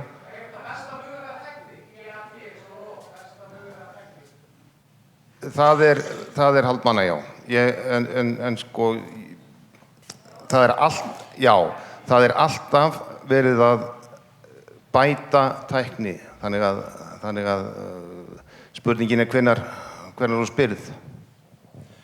Þá var það Umhverfisstofnun, það var hreint land, fagurt land, svona efnislega. Kannski er þetta að svara? Já, ég skal reyna að byrja að svara þessu. Það er við setningu reglugerða mengunarvarnir, þá er miðað við evrópskar línur í því. Það er okkar reynsla af reglusetningu hjá Evrópusambandinu, það fer í gegnum mjög langt og mikið ferli og það eru auðvitað heilsu niðurstöður líka hafa til hliðsjónar eða viðmiðunar þegar verið ákveða þessi mörk. Þau eru auðvitað alltaf í þróun og í sjálfu sér þá ættu íbúar á Íslandi að vera alveg eins og íbúar í Evrópu, þannig að almennt ætti þetta nú að vera eins, en það er auðvitað pólitísk spurning fyrir okkur, hvort að við viljum setja einhverja sérstaka stefnu á Íslandi vegna sérstakra aðstæðna. Auðvitað er þetta spurning sem við getum alltaf spurt okkur, en það er þá svolítið okkar að segja það vegna þess að það eru eitthvað svo mjög sérstakar aðstæður á Íslandi, það er allt algjörlega öðruvísi. Takk fyrir það og þá... Já, Guðrún heiti ég, 65 ára og hef búið hér í Reykjanesbæ alla mína tíð. Hef meira þess að unnið í nálægð við flugvöll varnarliðsins og bara með fín lungu, ekkert að þeim, þannig ekkert skaðast að því. En mér hafa fundist svo mörg svörin loðin í kvöld að ég fann að efast heilindi meðal annars nokkur bæjarfulltrúa sem hafa svona verið, maður hefur sýnstir helst vilja hafa verið heima frá sjónvarpið, alveg að sopið það að sopna þar til dollaramerkjast Arna kom til tals. Þá veknuðu þeir. En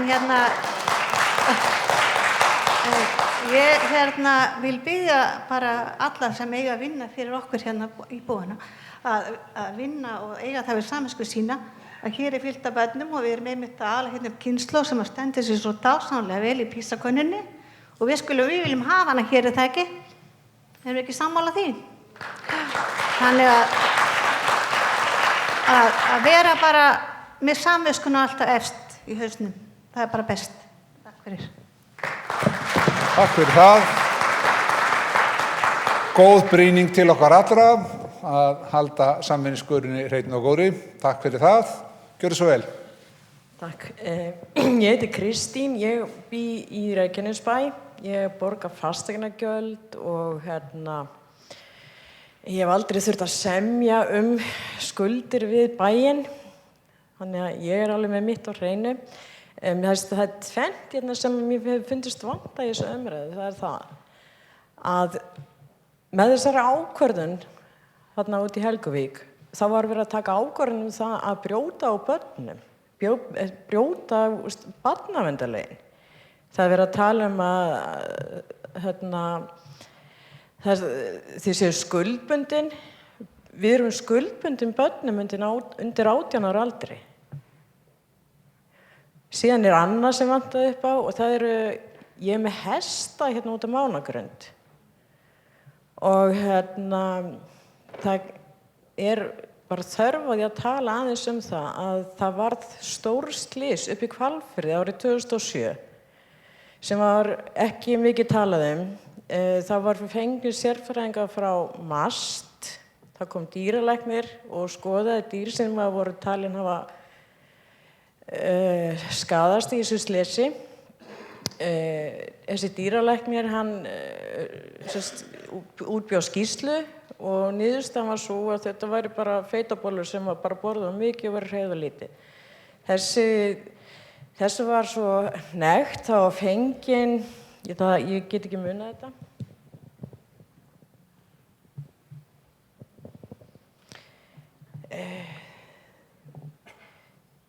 Í september núna kom skýrsla frá atvinnu- og nýsköpunarráðuneytinu þar sem kemur allt annað fram. Þá var fengnir hlutlausir aðilar, eiturefnasérfræðingur og annar dýralæknir, en dýralæknir sem var höfundurinn að hinni skýrslunni, Sigríður Björnsdóttir, hún er doktor í klínískum röntgenmyndum.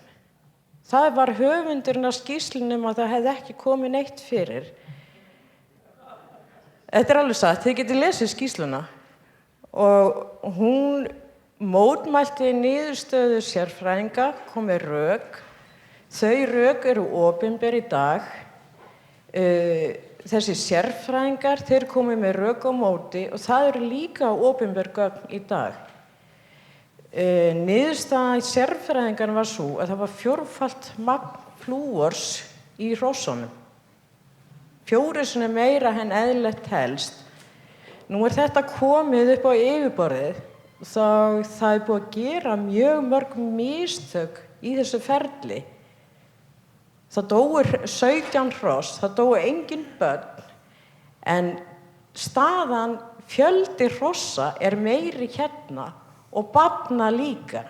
Þetta þeir sem geta ekki komið hérna og talað. Og mín spurning til ykkar að því að ég vil að við lærum mistökunum, hvað mörg af ykkur hafi lesið þessa skýrslu vegna þess að hún kom út núna í september og hún er niðurstaða stórslys í Hvalfirði. Já, takk fyrir það. Spurningunum var ekki beint til neins sérstaks. Einhver sem vilja kommentera á þessa skýrslu? Já, Sigríður. Já, ég hef lesið þessa skýrslu og óskaði eftir upplýsingum frá Matvælastofnun varðandi þessa skýrslu. Þetta varðaði flúor. Það er engin flúor sem er að koma frá þessum verksmiðjum. Þannig að það er kannski ekki hægt að setja beint samansemmerki þarna á milli. Já, ég skil þig.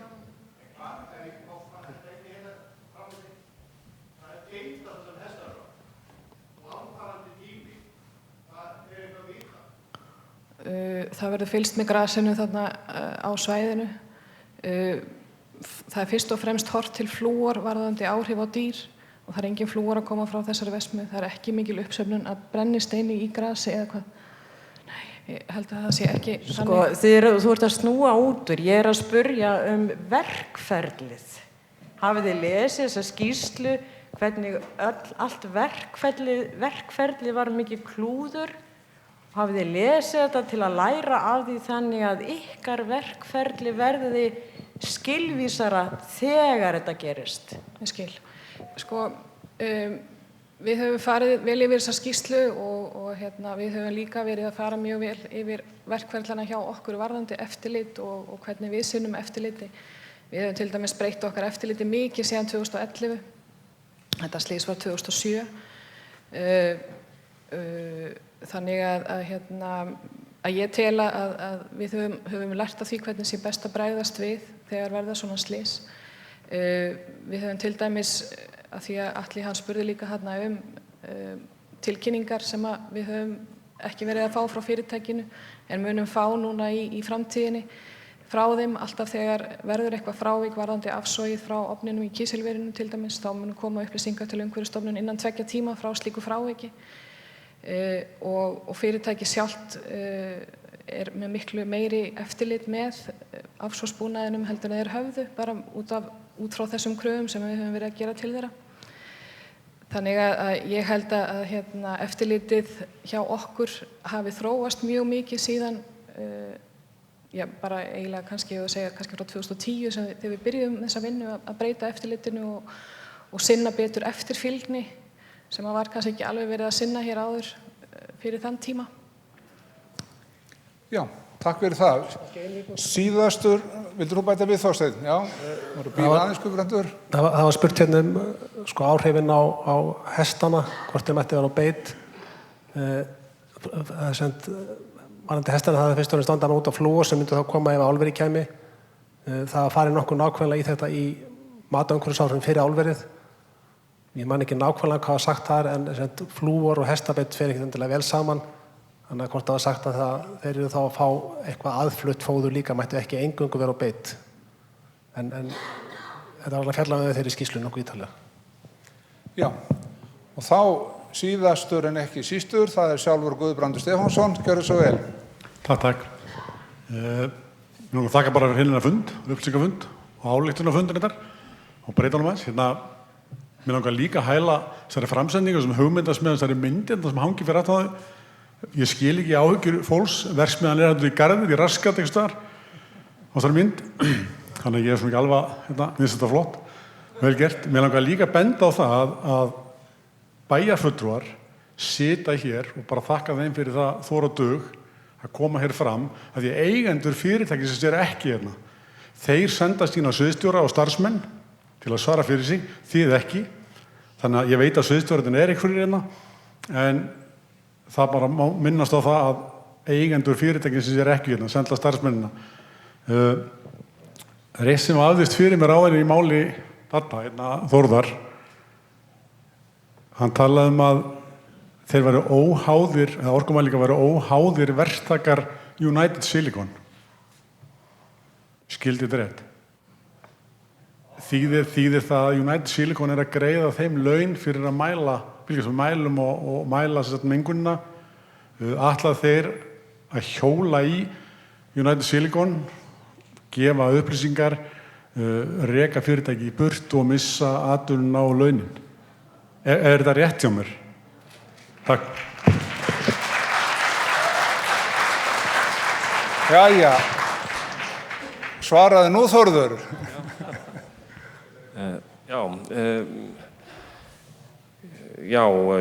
United Silicon réð orkurannsóknir til þess að sjá þessa vöktun. Ég starfa hjá orkurannsóknum og Keili og þetta nú svona aukavinna hjá mér. Ég er líka íbúi hérna og í bænum og á heima þarna á átakasvæði eða á þessu svæði sem að kannski menn hafa mestar áhyggjur af. Þannig að fyrir mitt leyti þá held ég að United Silicon get ekki sett neitt þrýsting á mig með það og ég hef ekki fundið fyrir neinum þrýsting og í raun og veru vil ég bara aftur benda ykkur á andvara.is og ég er eiginlega stoltur af því hversu gagnsæið er mikið þar. Þar eru allar upplýsingar aðgengilegar og mjög erfitt fyrir fyrirtækið að ætla að fela eitthvað. Þannig að, ég vona að spurningunni sé svarað. Takk fyrir. Aðeins að bæta við hérna, kannski smá misskilningur okkar hlutverk.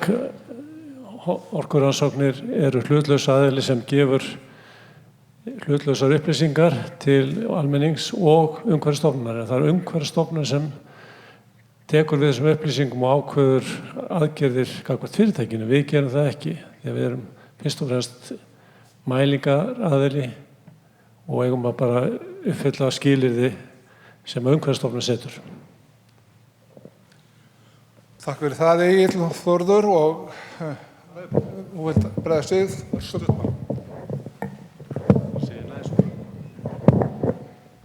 Þetta snýst náttúrulega bara allt þetta mál, samskipti United Silicon, bæjarfulltrúa, bæjarbúa traust.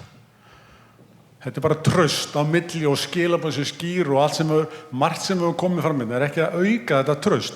Allar þessar athugasemdir, erfið samskipti, það að United Silicon sé að greiða þeim laun fyrir að senda mælingarnar, getur þú ekki bara haldið ykkur mælingum frá og svo heldur vinnunni. Þetta er ekki til að auka traustu, það bara, sem ég vildi benda á, við verðum að slíta þessi tengsl, það verða að vera óháður aðili, það getur ekki verið óháður aðili, ég er ekki óháður aðili hjá þeim mínum atvinnurekanda sem að ég vinn hjá og þigg laun af. Það bara getur ekki verið. Og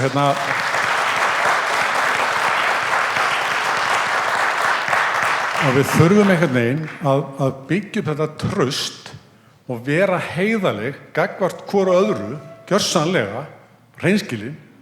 Þú veist, fyrr verður þetta ekki gott. Og ef að mengunin ómikil, staðlarnir rangir, eitthvað þannig, þá verður það bara að koma fram og maður verður bara að viðurkenna það. Og ég held að Andri hafi nú verið að meina með þetta dollarimerki á augunum að skuldsettur maður bundinn í báðar hendur. Og þegar menn sjá tekjumöguleika frá fyrirtæki, auðvitað hefur það áhrif. Ég held að hann ekki verið að tala um persónulega dollarimerki, að menni var að fara að græða eitthvað rosalega, en þetta hefur allt áhrif og traustið verður minna fyrir vikið. Takk. Takk fyrir þetta.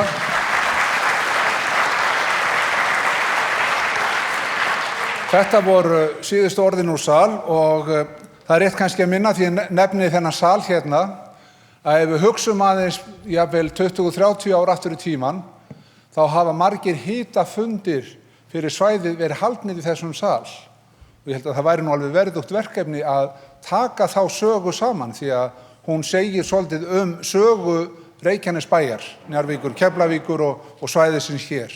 Hér hefur yfirleitt verið kallað til fundar þegar mikið liggur við. Meðal annars var kallað til funda hér upp úr 2006 þegar kaninn fór og atvinnuástand var hvergi á landinu jafn mikið og það óhætt að segja að gildismatið hjá okkur hafi verið svolítið öðruvísi heldur en í dag þegar vantar fólk. Og þegar Isavia ætlar að fara að bæta við 300-400 manns á ári, næstu árin, þá vantar fólk. Það mikil viðbrigði frá því fyrir bara 10 árum. Og það hefur auðvitað áhrif á gildismat okkar og það kannski angi af þeirri umræðu sem hér fer fram. Guðbrandur endaði á því að tala traust, sem alveg rétt, og ég held að þessi fundur sé einmitt liður í því að skapa traustið. Hér koma þeir aðilar sem að máli snertir, þeir leggja spilin á borðið til þess að upplýsa okkur. Nú getum við í framhaldi mellt þær upplýsingar sem hér hafa komið fram og við getum haft umræðu sem mjög mikilvæg fyrir okkur sem íbúa til þess að skapa umræðu sem byggir á þeim staðreyndum sem hér hafa verið lagðar á borð. Í framhaldi geta menn svo boðað til annarra funda, pólitískra funda og svo framvegis. Ég held að sé rétt að endurtaka þakkir til framsögumanna og þeir sem sátu hér í palli og ekki síður til þeirra sem báru hér fram fyrirspurnir og það ánægjulegt að geta sagt hér í fundarlok að fundurinn hafi farið vel fram. Mönnum lá mikið á hjarta en fundurinn fór vel fram og fyrir það ber að þakka og ég þarf með segja fundinum slítið og þakka fundarkomuna.